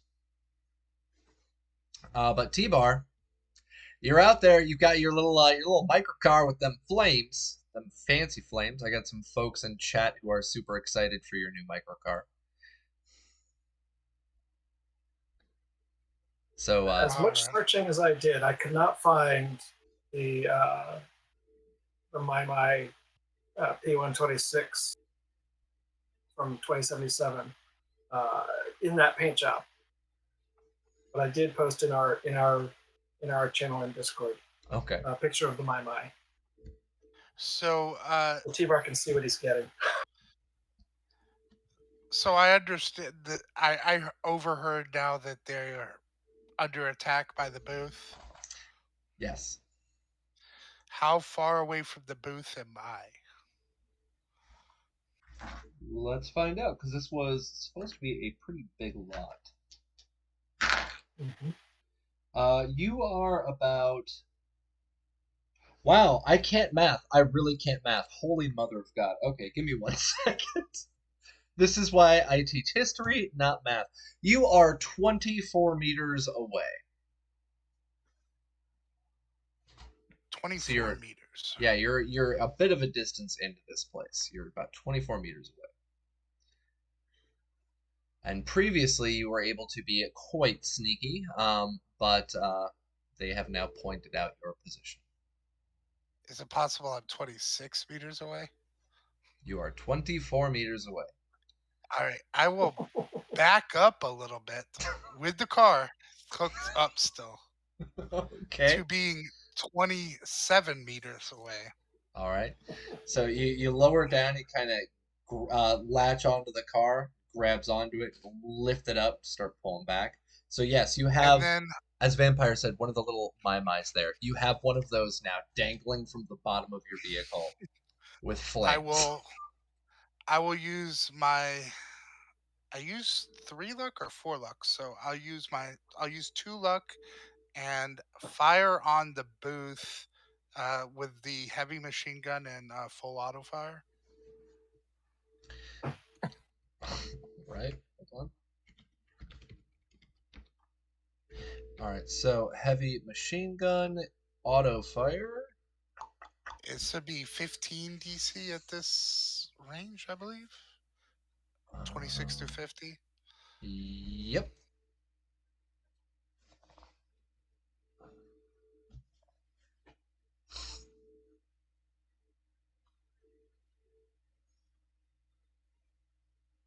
Go ahead and roll. So with the 2 from the autopilot, Mhm. 1 from the excellent weapon. That's 19. Yeah, you And got then it. the 2 luck would be 21. Yeah, you got it. So it looks like I hit by 4. 4 Um, over the DC. so, oh yeah, you didn't add in any of your modifiers. So 1, 2, 3, 4, 5, 16 plus 5 is in fact 21. Because that I can math. That's simple enough. All right. So And you then the are gun. 6 over, so 5. So that'll be um 3d6 times 5, so 15d6. Yeah. God Guess damn. that's a critical hit on the building. So Yeah, so you light up the turrets that are on top, and you just full and you start firing off round after round after round. You completely tear off one of the automated turrets that was on top of the building. It is blown up. That light is now destroyed. So the little red light that was going off is destroyed. The other turret is still there, but it's got a couple of bullet dings into it.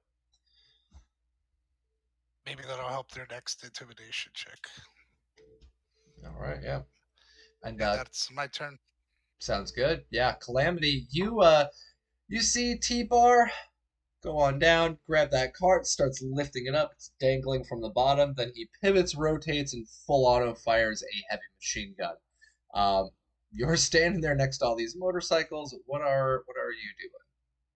No, I'm still trying to get in that bulldozer. Can I use my maker ability to get into this to hotwire this bulldozer? Maker ability? Field expertise. Oh, that is No. to repair something that's Oh, broken okay. down. Um, Okay. for the check, what I'll you're able to do, it's your basic tech plus, or sorry, it's your tech ability. God, my brain is going stupid. It is your tech plus your security tech, and then it'll be added with your roll ability. So whatever your roll ability for tech is. So it's 4. So that'd be 4 plus your tech plus your It would be field expertise. It would be? Yeah, that's for any tech check that isn't invention, fabrication, or Oh, right. Yeah, okay, sorry. That's the specific name that they give to it. Yes. You Yeah. add your rank Okay. in field expertise to this check. Yes, go for it. So you can add all of those. Okay. Can I add that +2 that I got from Handsome Jack and use all my luck? Yep, I'm going to drop in that +2. Okay, we also still have 1 from Stink Palm and 1 left over from my wonderful girlfriend. Okay, so I'll use that +2 and then +3 luck. So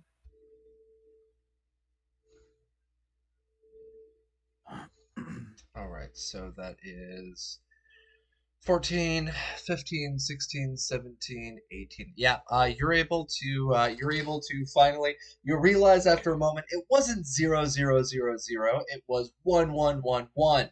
And so you just type that in and it opens up, and you're able to get into the vehicle. As the door opens up, you hear the engine itself start turning on. So and it's running on what seems to be old school diesel. You can see this black smoke coming up from its little stack.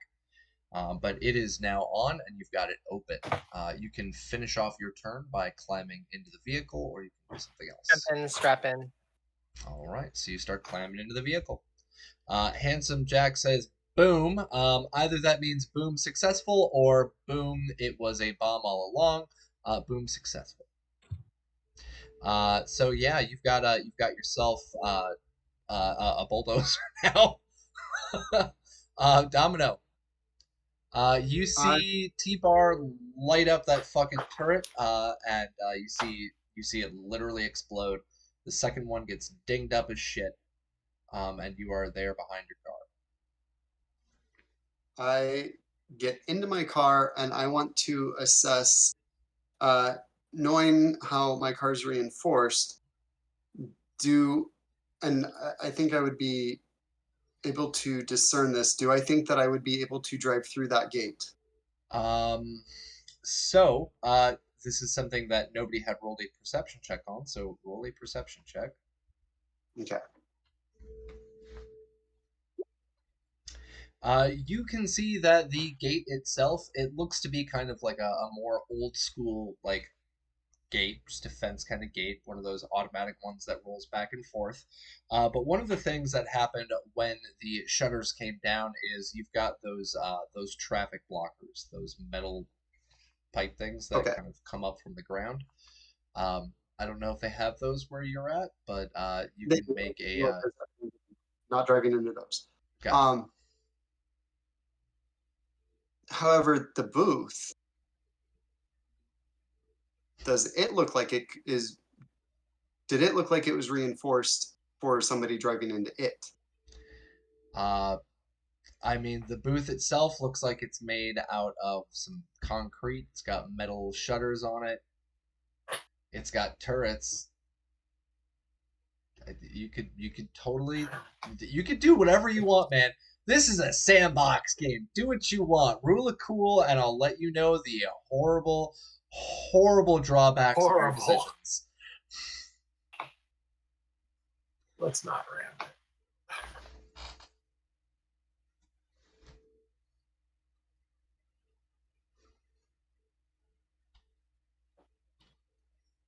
So what you I'm doing, going to shoot Domino? the turret. You're I'm gonna going to shoot the turret. All right. Go ahead and roll.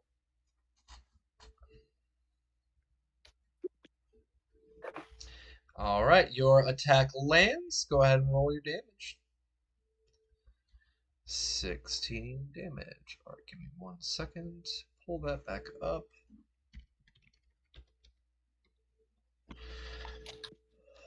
All right. All right, cool. So yeah, you blast off around. You shoot directly into it. You can see that you have damaged it even further than Chuggy's had. One of them is destroyed. The second one is very, very definitely damaged. And let's see. Pick odd or even. Even. It is not facing you. It has turned its way over towards the AV. Cool. So our next up is going to be Remy. Remy, you hear that auto fire going off. You hear a small explosion from one of the turrets exploding. You hear Domino blasting off around as well. What are you doing?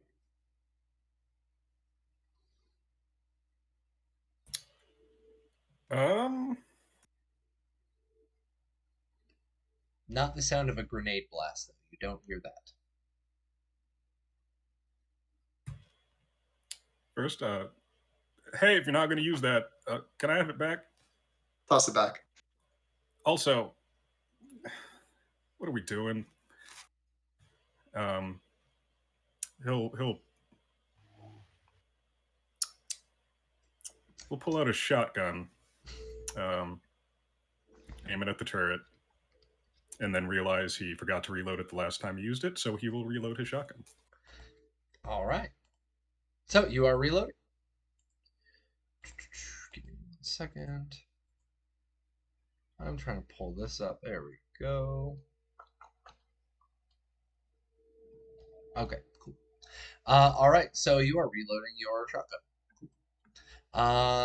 Our next up is Mojo. Mojo, you're hearing and seeing all the same stuff. What the heck are you doing?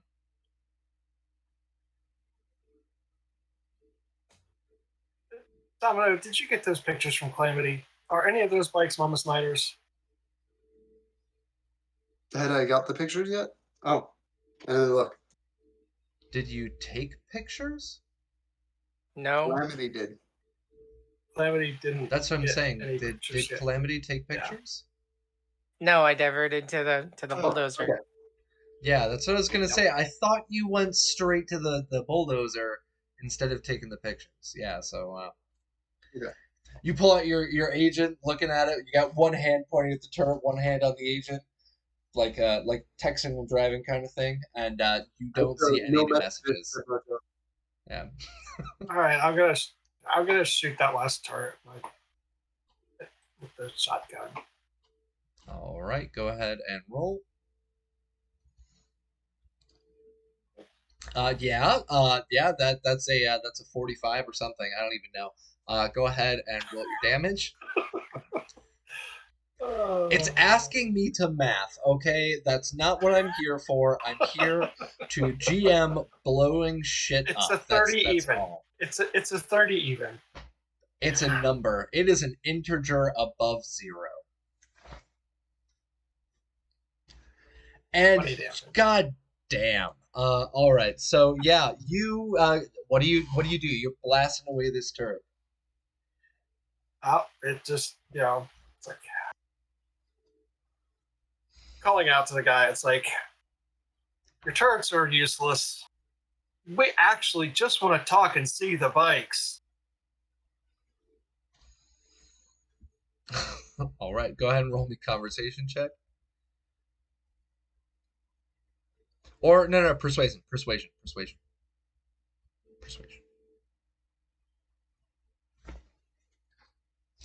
So yeah, as T-Bar had mentioned, he has a massive disadvantage on this at this point because he has been auto fired on by a heavy 50 caliber machine gun, a heavy pistol, and a shotgun.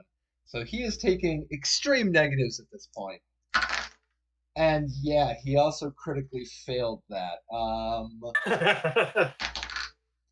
Is it less than 16? Don't do the math. Yeah, well, I rolled a 1 and then I rolled a 9. So yeah, you say that, and Jack, as your turn comes around, you see the fence starting to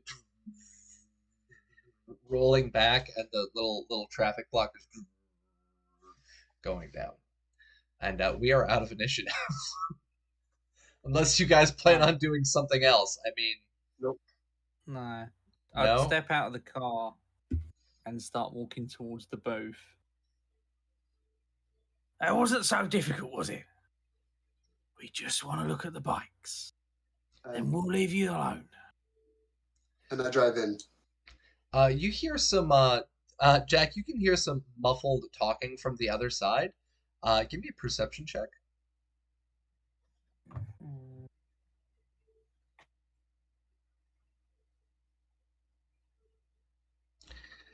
You can see that his little PA speaker got blown off when the the little thing was getting attacked. So the little PA speaker is destroyed. His light is gone. There's massive bullet dents on the outside of this little concrete thing, and both of the turrets are actively smoking and sparking, and neither of them are working. But you hear from the other side. Just walk up and just like knock on it. You hear knocking back. Like pounding, like Gates are still closed. No, they opened. They opened, cool. Yeah. Alright. Could have done this without less grenades and bullets. Fine. And I'll just turn and like stroll into the junkyard. All right. I'm assuming Domino would know what they look like. Would Jack know what the bikes look like as well, in particular?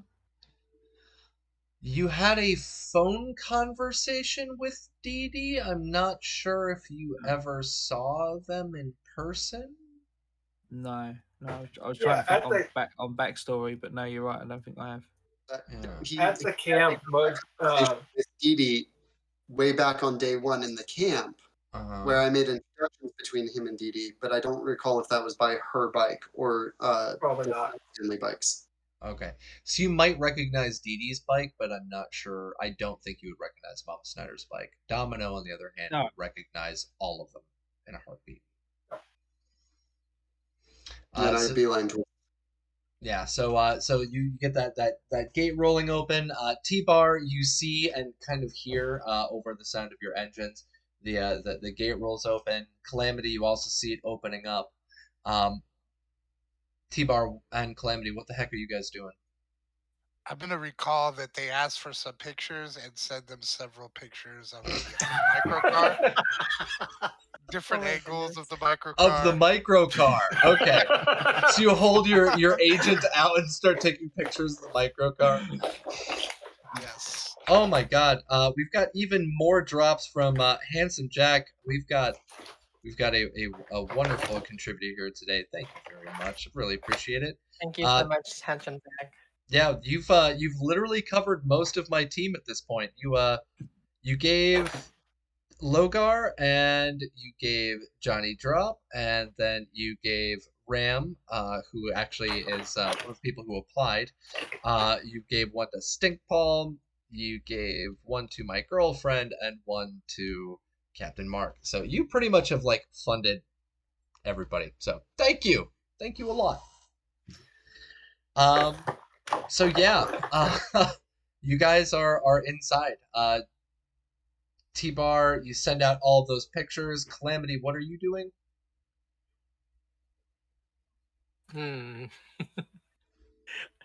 Debating on whether or not I should freaking bulldoze that office. Anyway, Yes, you should. sure, why not? No.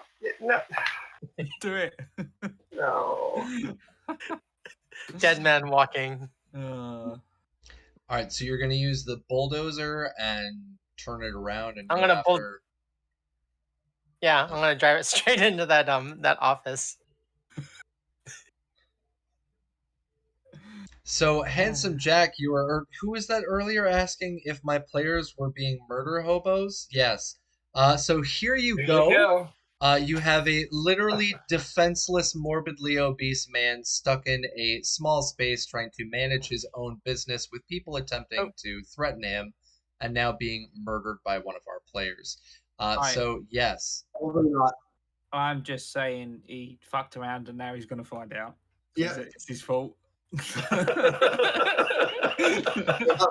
To borrow an American phrase. Let's do it. All right. Until Calamity makes her drive check. Yes. So plows through that's what I was about to ask. You roll your drive check. You start up that thing. It's going, and you're like, I can totally freaking do this. You immediately Is it jam anywhere near the forward. bikes? It was right next to our motorcycles. You immediately jam forward one of the little levers on there, assuming it meant forward and it meant turn, and it starts plowing through the motorcycles directly in front of you. Go ahead and roll 6d6 damage. Let's Sorry, see what Domino. happens. Oh, this is the best.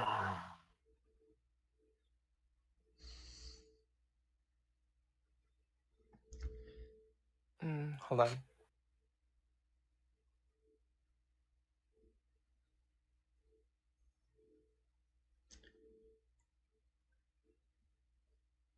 Five d6. Okay, there we go.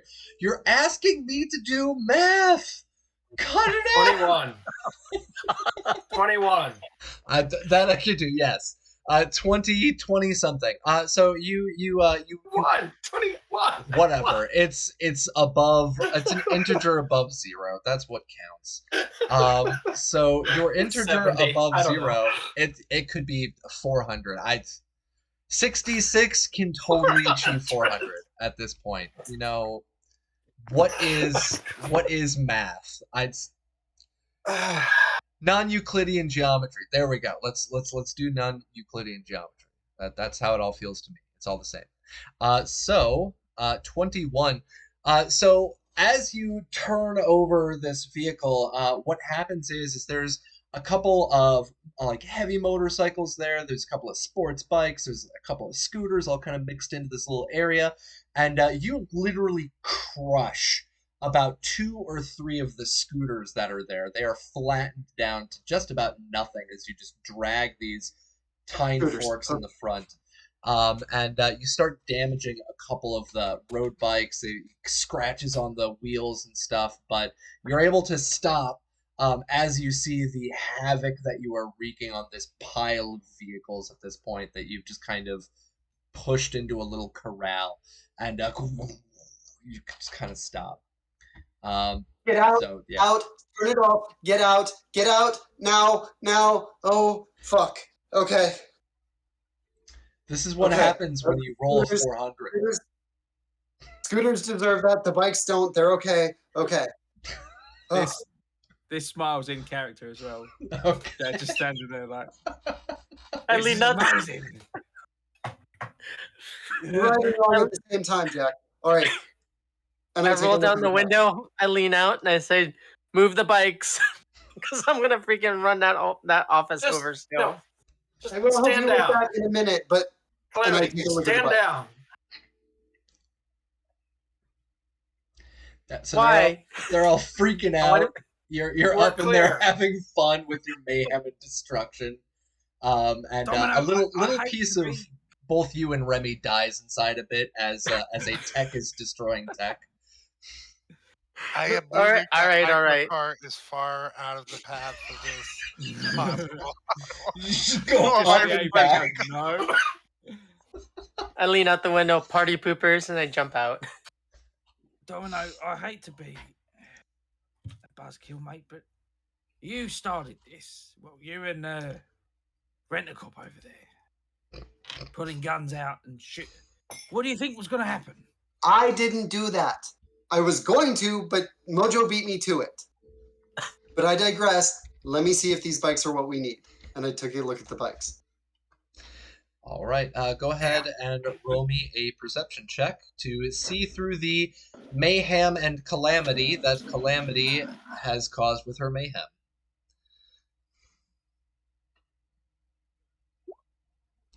And that, ladies and gentlemen, is where we are going to take our bio break. We got 12. We're going to take our bio break real quick. We will be back, ladies and gentlemen, and everybody in between in just a couple of minutes. Hang tight, and we will see, are these the Snyder bikes, or is this just fantasy? See you all in a few. Mics are hot, folks, so feel free to chat. Feel free to go on your breaks, whatever you need to do. Bio. Yeah, I'm in the I'm going to swerve my coverage. Absolutely. Calamity is in fact Wreck-It Ralph, yes. Alright, so our mics are hot. If you guys want to chat, go for it. I'm going to step away. I'll be right back. Bio break and coffee time.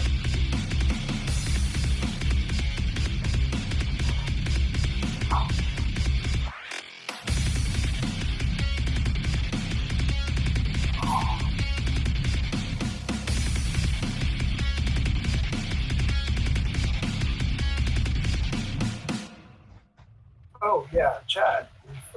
See that link that Rob just dropped in there. That's the new Kickstarter that Cybernation kicked off.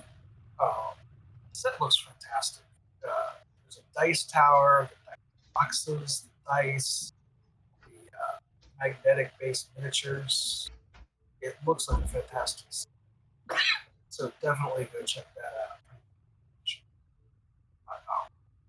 It looks fantastic.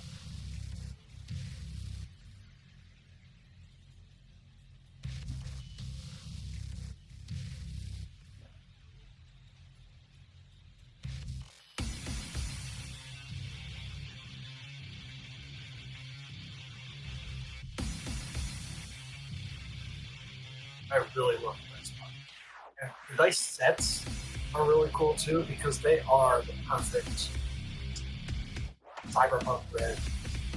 5 or 6 D6 and 2 D10s, which is basically anything you'll ever need. So it's a really perfect Cyberpunk set. The official Cyberpunk red dice was only like 4 D6. This set is better. Plus, they look more legible than the official set, in my personal. So I'm not sure who designed those dice, but good job on the design. It's legible, and great job to the crew for making a set that is more usable.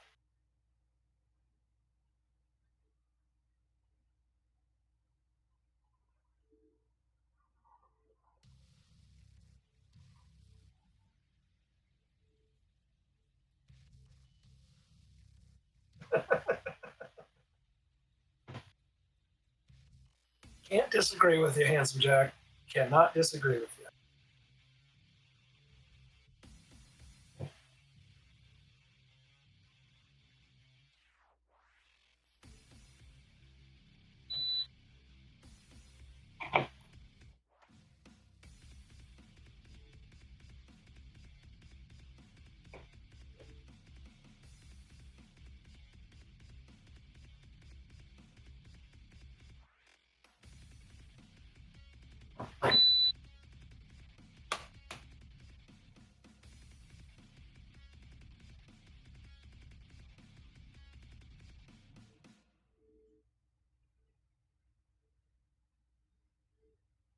Start my career time.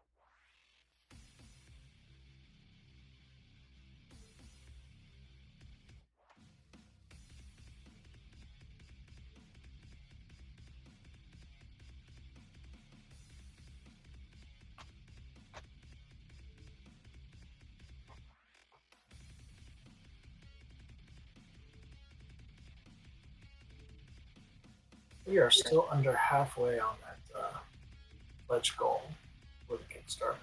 We need to get that moving.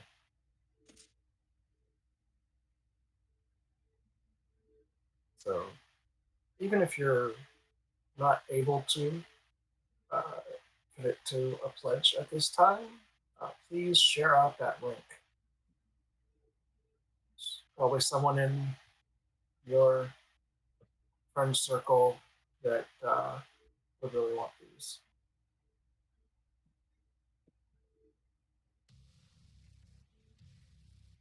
I haven't pledged yet myself because I can't decide which level I can afford and also want.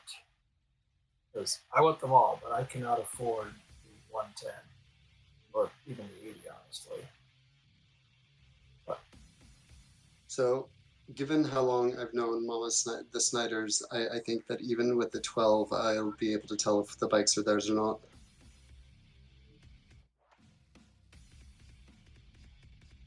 so I'm actually kind of hoping that they're not, but I'm assuming that they are. Yeah.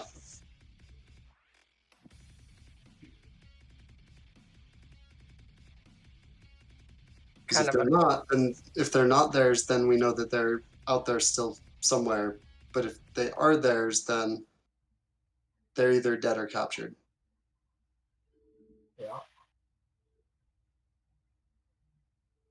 Just a short, a slight close call with them, huh?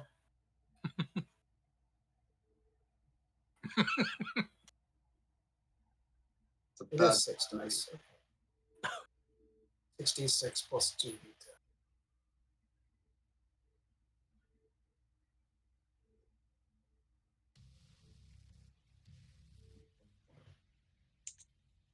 I want to see us hit the 10,000 stretch goal because I want the Nomad. That's the mini I want. Right.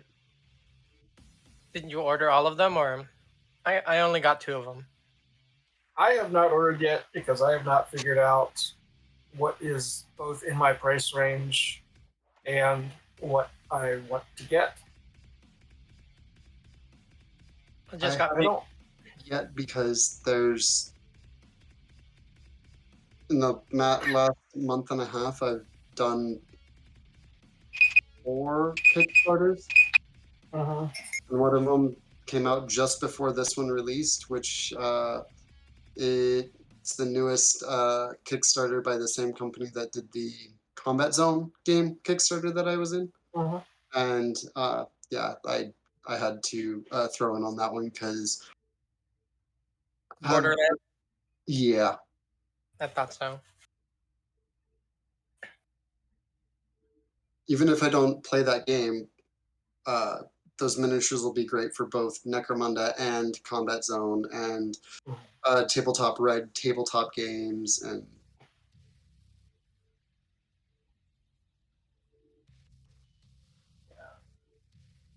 I think I'm either going to go with 50, or with the 80 pledge, which is all the minis, the dice tower, the case, and 1 set of dice. Or I don't know. From there, I don't know if I can drop 80 right now, but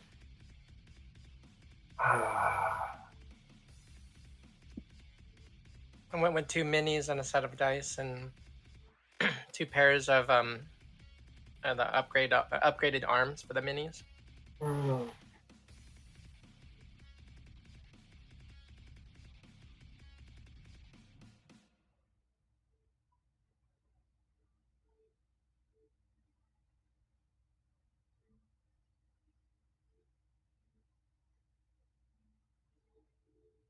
I like that the $12,000 stretch goal is the 2D20, so that you can use the set also then with like the 2D20 Gem and the 2D20 Fallout.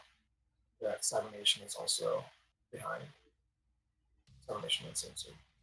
So I think that's pretty awesome. Matching 2D20s for your other games. But that's only if they hit the stretch goal. So push, push, push.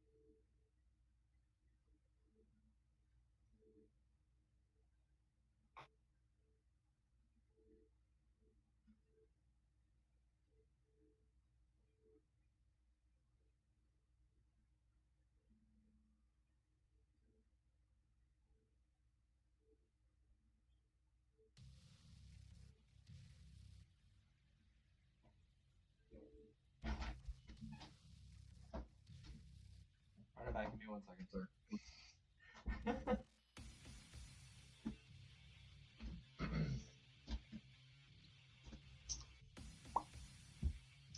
Pop that there. All right, I'm back. Okay. Bio break is over. Overlay is up. All right, so really quick, yeah. Vampire Bites is talking about it, and I'm gonna drop that link again because I desperately want this thing to get funded because I've already dropped in a decent little chunk of cash on the wonderful, wonderful designs that were put together by Cybernation Uncensored for the Kickstarter. And just to show it off really quick because I absolutely love the designs. Premium Cyberpunk Uncensored or CybernationUncensored.com. Let's follow that. Going on to the wonderful Kickstarter. Let's see. You guys can see on here who we are, Cybernation Uncensored. That's who we are running through, and the Kickstarter is absolutely excellent because it has a bunch of different pieces to it. First and foremost, you've got our fixer, and my girlfriend actually wants to order this up for herself so that she can get a design for her silver. We've also got the rocker. We've got lawmen, netrunners, solos, and we have both dice towers, which are freaking awesome with these interchangeable front panels, and we have amazing dice sets. And yeah, I love all of them. The readability on them are fantastic. So my favorite is this guy right down here because I would love to use this with my my Fallout game as well. And for the Cyberpunk game, I think the red and black looks wonderful. We also have what they call the ammo case or the dice case. It's really sweet. And there, of course, are stretch goals. And I want them stretch goals. So let's get it funded. If you are out there and you are looking for an awesome little gift set for folks in your life that you love, give them some dice, give them some figurines, and of course, if we can, let's hit them stretch goals because I want these D20s. Those look amazing. So that being said, absolutely love this. I'm hoping that everybody can check that out. Hopefully jump on that. And we are here in our our pile of two-wheeled vehicles, partially destroyed by our tech attempting to make a driving check in a bulldozer. And we have Domino coming on up and checking out those vehicles. And amongst the rubble of vehicles and pieces, you do in fact see that one of the motorcycles mixed among them is one of the cruisers with the Snake Nation logo on the side that looks exactly like the vehicle of D.D. Snyder. Son of a bitch. Right. We need to find a cargo pallet because we're not leaving here without these bikes. And he's already got the car hooked up to his tow thing. So, yeah, this is Dee Dee's.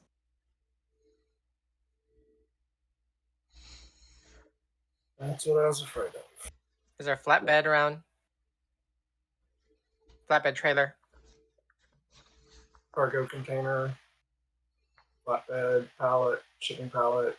Yeah, starting to look around to load these into. Yeah.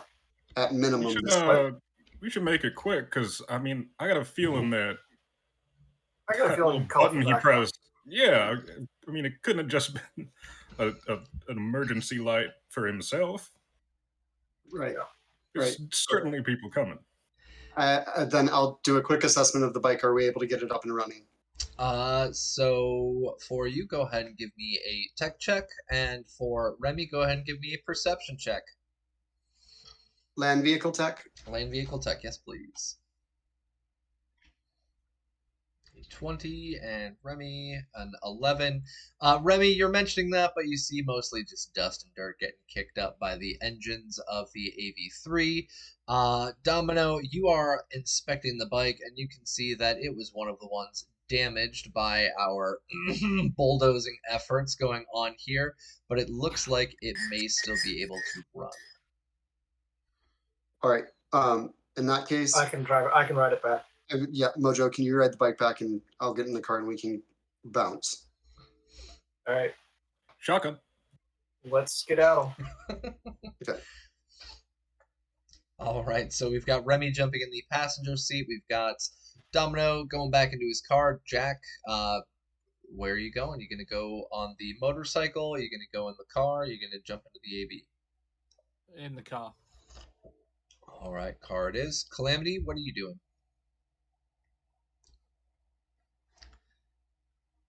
The AV You still bring the bulldozer back with us? No, I'm gonna see if I can hotwire one of these motorcycles. Go ahead and roll me your field expertise.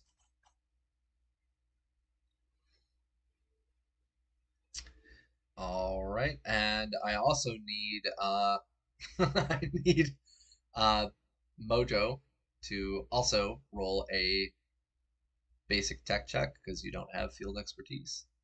Trying to get Land that vehicle check? motorcycle Land or vehicle land tech? vehicle. Yeah, go ahead. Yeah, Do we have any motorcycle up and plus running. twos? Let me check in chat if we've got any left. Yes, we do have plus twos. One here from Stink. I 100% need that. And can I give Mojo an assist? Yeah, sure. I've got a whopping base 5 in my. Oh, yeah. So we got a 25 from Domino. So Mojo, you start trying to fiddle around with it, and you're unable to get it started. But you've got Domino walking up, and he just kind of puts his hand down onto the ignition, pulls a couple of wires together. It starts up. Calamity. I can drive it. I just can't work on it. Yeah, Calamity. You're able to walk up to one of the high or low. Pick. Low. You're able to walk up to one of the scooters that looks like it's still in somewhat operable condition. Do you want to try and get that started up? You get a 15. I'm not wanting a scooter. I was wanting a motorcycle. So, I just wait. I just see if I can jump in with in the AV. All right. Yeah, you go ahead and jump into the AV. Yeah, your stunt with the bulldozer did quite a bit of damage to the vehicles there. So scooter was available, motorcycle was not. We've got Mojo driving out with that motorcycle. Domino jumping back in the car. You were jumping back in the AV, and T-Bar, you have that little microcard just dangling from the bottom like a little toy keychain as you are flying back. Are you going to stick with Domino, or are you going to blaze on ahead? Slightly ahead, but not too far ahead. Forward aerial scout. Yeah, basically just scouting slightly ahead. All right. Calamity and T-Bar, both of you, please give me a perception check.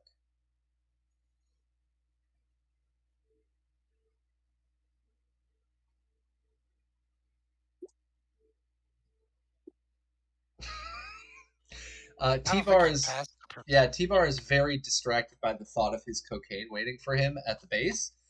Very much so needing that fix because it's been a couple hours. Calamity, on the other hand, sharp senses. You notice as you guys are taking off that there are several ground vehicle cars coming towards the oh god, what is that called? Scrapyard. So you see that there are several ground vehicle cars coming that way. And Domino, as you are pulling out towards with Mojo, you guys are pulling out towards the exit. You can see that the fence has now closed and those blockers are back up. Son of a bitch. Bulldozer.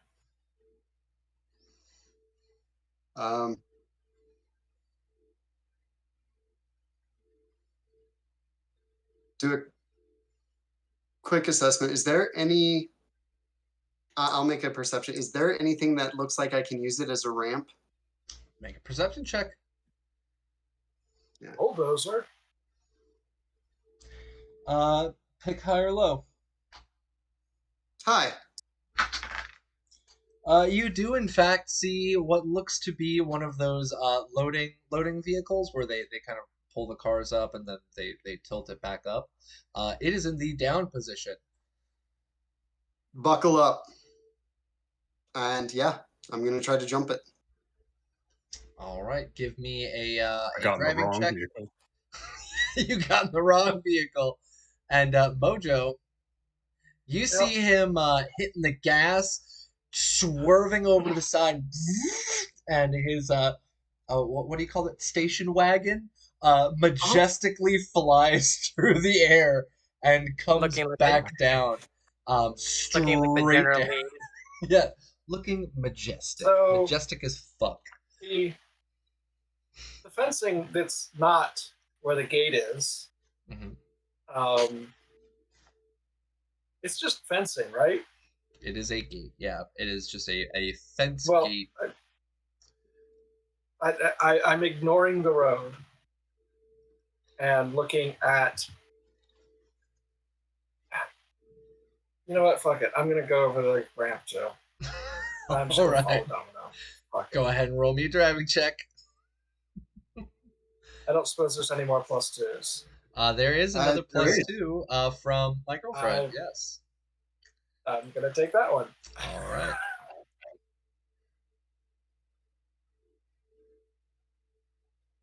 Majestic as fuck. We have this land whale of a station wagon flying majestically over there, and then this heavy duty cruiser going up above it as well. And both of you come back down onto the ground, and we are off to a roll. So both of you driving are able to make it, and we've got, of course, our AV that didn't even have to bother with that. You're just kind of like plebeians. You can do the same thing in your sleep at this point, T-Bar. You've rolled like, I think you made it a 39 once already. 42 once. 42. There we go. Meaning of life, the universe, and everything. So you know you could upschool them if you wanted to. Do you want to do so? Do you want to try and make a fancy check too to show off up in the air? Yeah. All right. If you I will swoop down and also go off the ramp. if you hold on 1 second before you make the roll. Make the jump the ramp. Yeah, before you make the roll, if you beat a 26, I will give you something special. So go for it. You drop down, start going up that ramp. You beat a 26. You got a 29. You fly majestically through the air. You make the Mai look like it's doing its own little thing. And all of you flying up, you can very, very clearly see that that your Mai is in fact a souped up Mai. As it's going along the ramp, you can see it's got its own suspension in there, and on top of that, it looks like there might be some goods that somebody had left stored inside the Mai itself. So you majestically, as all of that shit is jiggling around in the back, you all fly off, and you guys start heading back towards the camp. Just about a minute later, because we got an amazing perception check by our Calamity, those cops arrive at this location to discover a very fucked up booth, a closed gate, nobody inside, and a bulldozer still on that has completely crushed down several scooters and a motorcycle. So they arrive to an empty space. Yeah, so the lot of you head back towards your camp. What are you guys doing? You guys, about an hour later, you guys all arrive at the camp. We hour and a half easily later. We would have taken. I would have driven, like done a little backtracking, make sure that our trail couldn't be followed. Okay. Yeah. Oh yeah, I'm just letting you know, you guys got a clean getaway there. They did not see you guys leave because they were all ground cars. So, Buyang Danchin. Okay, everyone. Better safe than sorry. Yeah. So you guys got away.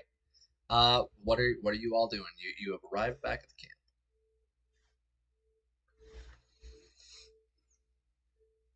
All right.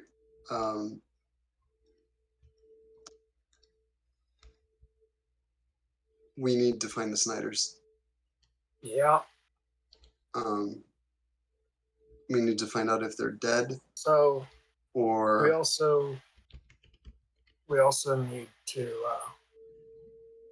out Edakor, their treachery. do what? Nomads are not. Other than what we just did, nomads are not riding around through town shooting the place up like Metacor's is saying. Now, what we just did kind of proves their point for them. I'm not going to deny that. But we need proof that Metacor's behind this. Yep. Oh damn! Why don't we tell them we were from Medical?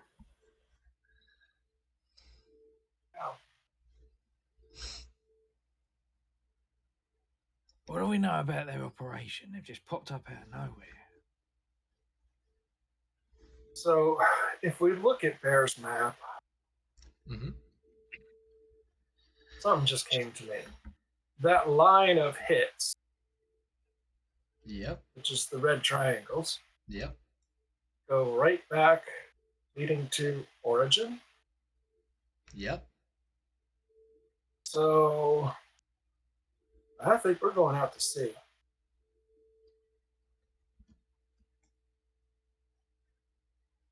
Should we check out one of these exclamations first? There's one just a little north of here. Yeah, let's investigate the hit sites. Calamity least T-Bar, I swear one to or two God, of them. before the thought even crosses your mind, no. Oh no, what? I It's could between see Phoenix and Vegas. I could see the gears turning. Oh God, no. Viva! Well, I think I would mention that at this point. Like, all that sounds well and good, but we're starting to run a little low on cash here, and we need to do something. I got stuff I need to buy, and we're running out of money. Saving all these people and investigating shit sounds real good, but I'm out of rockets. You try to go get a job when nomads, as a whole, have I'm been not talking about blackballed from getting everywhere. a regular job. I'm sure there's still somebody that needs services, and Yeah, but that's just it. They're not going to trust the nomads anymore because Metacore's been shitting all over our names. I don't think it'll be that bad. I mean, if you got Somebody connections, always needs something. if you got connections, let's find a gig. I absolutely. We need more money, but I think clearing I up our will names say is going to I help don't us know get gigs that faster. I know someone personally, but either we need to go into a city or I'll look to maybe Jack. Do you know somebody here in Phoenix or Vegas? think San been a Diego? while. It's been a while. Vegas. Jack, go ahead and roll me your charismatic impact. Good. There's a lot of dead open space between Tucson and San Antonio. So Jack does in fact know somebody, and go ahead and roll me a 1d2.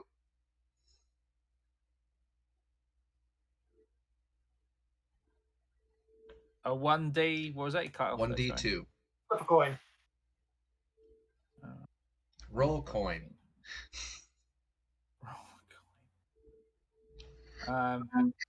Where the my roll 20 is acting up. I'll Hold pivot on. some of the Roll stuff. So 1d2. sorry, I'll type roll, it in. I roll got a it. I roll a D4 and Okay, go ahead. yeah, I'm clicking in the chat window and the thing's not coming up, but yeah. God Okay, damn yeah, it. so 1. Low half. You know somebody going to up in Vegas. Las Vegas who might be able to provide you with some work.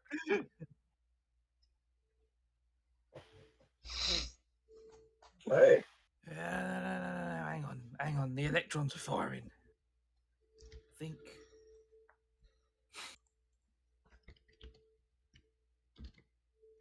And then he turns a big old grin and he points towards Calamity and T-Bar. You two are gonna fucking love this. I smell. Let's. I'd love there to be the point where we just slam cut to us on the driving up the strip. Well, unless anyone's got it's any 8:30. doing anything else. Yeah. So we have a half hour to plan, and then Capricious has a week to plan Vegas. Yeah. I don't think we need to go to Vegas tonight as a group. I think we have a half hour to plan, and then we'll wrap it 9 Eastern and give Cap an entire week to plan for what happens in Vegas. I did plan for the possible eventuality that you absolute deviants would make your way, so I already have some stuff prepped. Up to y'all. All right. Let's make the call, Jack. Hey, we'll go to Vegas. We'll go see a man about a dog. I'll see if I can sneak in a duet with Wayne Newton. And hopefully we can get some more cash and get out of town. Wait a minute. Is that backcountry? So I've heard. We definitely can't stop there. Okay. All right. Okay. I'm gonna regret this. Mojo. Who do you think we should leave in charge here since we're going? I don't want to nominate Kelly because she's kind of got her hands full with making sure medical stuff is taken care of. Well, we've got those 2 rookies that Jack helped get up to speed. We've got my 2 lieutenants here. Rule by committee, just like we do. Done. Yeah, that sounds good. So the 2 lieutenants that are trained up from the 12 people and the 2 backup and have run the camp while we're gone doing missions. Then does anybody need to do anything before we get on the road to Vegas? Oh, before we even go, I think Jack should make a call and make sure that we've got something waiting for us. Yeah. Let's do that. And, I'm gonna go over. Hey, if you would bring that bike with me, and let's go over to the techs and see if they can get it ready hopefully if we ready for Dee Dee's return. Oh yeah, I almost forgot. I need to check this new car out. Yeah, that's Yeah. I thought I saw some stuff rattling around back in the back. So what's in the car? What's in the box? All right. So who would like to make our vehicle tech check to repair up the motorcycle? Oh well. Not it. Vehicle tech? Yeah, to repair the motorcycle. That's the repair, right? The relevant vehicle tech check. Yeah, 20. You're good. Yeah, you realize that the cut on the side of the gas tank was that came from the front forks of the bulldozer. The cut on the side of the gas tank was only about a centimeter deep. It doesn't puncture all the way into the gas tank, but if Mojo had driven a little bit too crazily, like jumping off a ramp, it could have caused a gas leak. But luckily, Mojo didn't do anything crazy like that because Mojo is too sane for those kinds of things. But you realize that it'll take you probably the rest of the day to get that fixed up, and then it should be good to go. All right, and I'm gonna once I assess what those fixes are, then I'm gonna tell our Nomad techs, hey, can you get this done to make sure that it's polished, and I'm gonna pass it off to them. All right. And T-Bar, in the meantime, while he's fixing up that motorcycle and the techs are working on cleaning it up and making it all polished, T-Bar, go ahead and roll me a 1d6, please.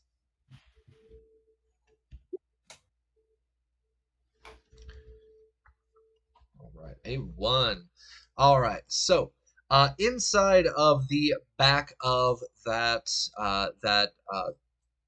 micro car, the what do you call it? The My, little 2-seater. You find in the back of there is a duffel bag that had been bouncing around in the back. You find 1 stack of 900 eddies and a second stack of 80 eddies, as well as a disposable cell phone, 4 packs of kibble, 60 meters of rope, a collapsible shovel, some duct tape, and you also find, amidst all of that, a unloaded medium handgun. Is that kibble some of the new clam nog kibble? You find dried out clam nog kibble. Yes. It says New England's best kibble, clam nog. Quite gross. So it was 980 eddies, 4 days kibble, and a medium handgun, a collapsible shovel. Yep, 60 meters of rope, and a disposable cell phone. That is a suspect bag. That's all I'm gonna say. What? Anything you don't need, T-Bar, we should just donate Dex- to the new pack. Dexter's bug out bag, by the sounds. Well, Dexter was one of the bikes. That's Stevie's brother. The 900 Different Dexter. The 980 eddies. Yep. I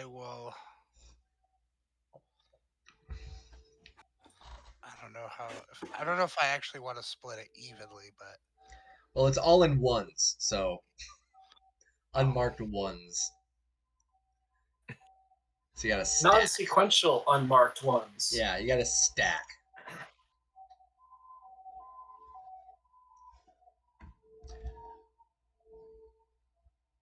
This bag probably came from Vegas by the sounds of it.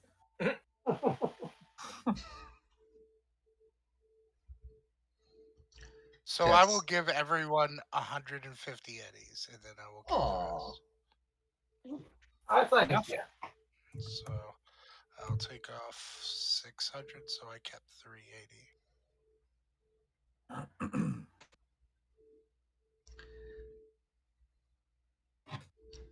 And don't forget, you also have the disposable cell phone, the clam nog kibble, rope, collapsible shovel. But if it's all in ones, when I give them the 150 eddies, I do it by making it rain. Getting ready for Vegas, are you? Yeah. Let's go to Vegas. Well, these are for the strippers in Vegas. I got you. Thank you. Yeah, anything out of that pack, out of that stash that you need, that's all you, and then just deliver the rest of it to family supplies. I imagine. I don't know what I would need with a shovel and rope at the moment, but I'll just throw them in the back of a vehicle or something. The AV, I don't know. Okay. And the handgun, I guess I would give to somebody. I don't know. Maybe start a gun collection for arming these fellow pack members. Sounds good. Yeah. In the armory. So just toss the gun at some random passerby, like, hey, Yeah, whoever they said was in charge, I just throw them the gun and tell them to shoot anyone if they don't listen to them. All right. That would be Maxwell and Jody. So they just kind of look at you and the and two they're like, lieutenants from right, yeah, the two lieutenants, right, yeah. They just kind of look at you like, all right. And they just kind of look at the little handgun, and Maxwell pulls out his very heavy handgun, and he's like, I mean, if you say so.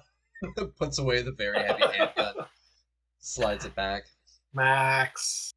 You don't want to shoot them with the big gun the first time. I mean, you don't want to kill everyone. That's why I use a small gun for enforcing the rules. Small gun to enforce the rule, big gun to give the punishment. Got it. Yes, sir. He just kind of Max, you've been riding with us long enough. You know the way. Max, you've been riding with us long enough. You know the real way things go. Just take it all with a grain of salt. Yeah, I know. And you see him by committee. Oh shit! We got some raiders in here. I just saw it right now. Oh my goodness! Hi raiders, lollygaggers. Thank you very much for coming on in. So we've got some insanity going on here. Sorry, I did not notice that until right now. Maxwell looks over. He's like, "Yeah, I know how we do things." And you see him pull out like a riding crop. He's like, "I usually just use this. I call her Bocephalus." There you go. And yeah, he starts walking away, riding crop and medium handgun in hand. Um, and yeah, we've got finally on here Jack. Jack, what are you doing? Can you make your phone call? Yeah. So you make your phone call, and this is actually what we'll end off on. So before we do this, then you guys start riding off into the sunset. Is there anything anybody wanted to do before we close out the session? Maybe see if Callie has some speed heal. Some speed heal? Are you You're still okay? injured? What? I was very injured. I only healed to like We had 26. 3 days of healing. Yeah, 3 days of rest. Oh, I thought because I was That's doing 3 times I did body. Yeah. my- Yeah, you should be all right. Everybody should be pretty much mostly healed. Cool. Because you also healed over those nights that you slept. Yeah. Yeah, that brought me out of critical. I didn't know I was still healing when I was doing the repairs. Yeah, you heal when you sleep. Get a full night's sleep, you heal up your body. And if you take it easy during the day, then you get an additional body. You still need that speed heal? Nope. All right, cool. Anybody else? All right, so you dial up a phone number that you kind of remember in the back of your mind. You're like, I knew this. I knew this other well, not really rocker boy, but I knew this K-pop artist. He's up in Vegas, maybe? I think he left Night City, I'm not sure. And you start dialing the number, very vaguely you recall. And after a couple of rings, you hear a click on the other end of the line, and you hear some very, very heavy static.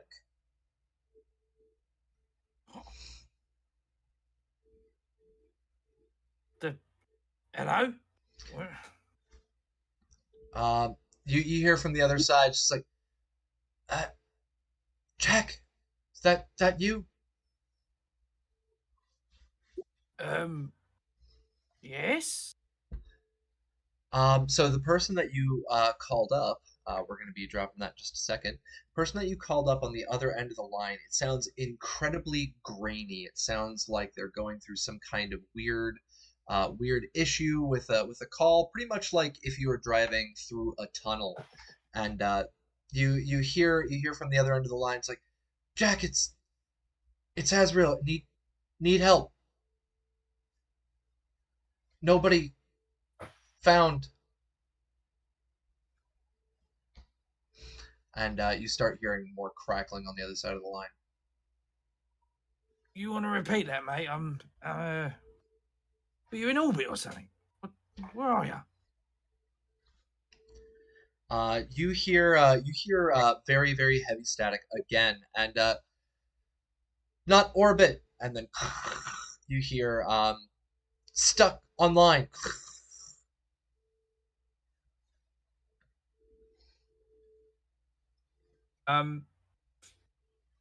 From my memories of this person, Mhm. did they dabble in net running at all? They did not dabble in net running. This was a performer who came from overseas. Azrael Knox previously performed what could only be described as K-pop, but went missing about a month or so ago. You hadn't really checked in with them in a while. They were a big up and coming artist you'd heard that was performing in Night City and LA, and they were slowly making their way out of the city. Oh, start doing the math about how much an up and coming artist like that would be worth to the court, like to get him back again. Where he's doing like dollar sign, like, lads, I may well have found ourselves a cash cow. Cool. And from the line, get me out of Petrochem, and you hear the line drop and you see a address pop up on your phone, a ping in downtown Las Vegas. Well, all right. Viva Las Vegas it is. And ladies and gentlemen, that's where we're going to end our session. Viva Las Vegas. So, folks, we are closing out here. We're going to do our closing outroductions. So, Violent Neon, go ahead and start us off. Switch over from Domino. I am Violent Neon, your resident driving nomad who sometimes flies his car. And you can find me here every Saturday. And all the rest of the time, you can find me on Cyber Nation Uncensored's Discord at Violent Neon. Thank you, thank you. And Vampire Bites.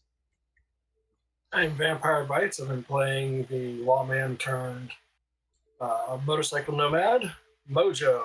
You can find me right here every Saturday night that we play. And occasionally hanging out in Twitch streams all over the place and Discords all over the place. And once in a while on my own channel. Awesome, awesome. Thank you. Johnny Drop. I'm Johnny Drop. I've been playing your tech, Remy Johnson, this evening, and you can find me here every Friday and Saturday night. You can also find me lurking over on the Cyber Nation Uncensored Discord, and if you'd like, you can check out my SoundCloud at Arxon. Thank you, thank you. Raven. Hey everyone, I've had the pleasure of playing your solo/tech and current agent of chaos. You can find me all over the internet at Doña Trece Cuervo. You can see me here every Saturday for a Cyber Nation Uncensored Cyberpunk Goes Nomad, and every Friday for Fallout Asia. Thank you. Chuggy, go for it. I'm Chuggy305 here on Twitch, and I was playing T-Bar tonight. On the Sunday and Monday, you can catch me on my own channel doing D&D stuff. Awesome, awesome. Thank you. Captain Mark. Yeah. Forget to Mark 87 on Discord. You can find me here on Friday playing Fallout Asia, and come back next week to see us run around in a wolf pack chasing strippers and cocaine. And then Sunday, see me over at twitch.tv/Heroes in Theory for D&D. All right, thank you very much. And ladies and gentlemen, I have been GM Capricious Nature. Please, please, please don't forget to tune back in. We will be back next week on both Friday and Saturday. Don't forget to check out cybernationuncensored.com for all of your supplement needs. You can join us as well on the Kickstarter at premium.cybernationuncensored.com. We will see all of you next week, and hopefully very soon, if we can get that Kickstarter funded, we will see all of you with your own figurines and dice collections. Until then, ladies and gentlemen, and everybody in between, have a wonderful, wonderful week. Adios.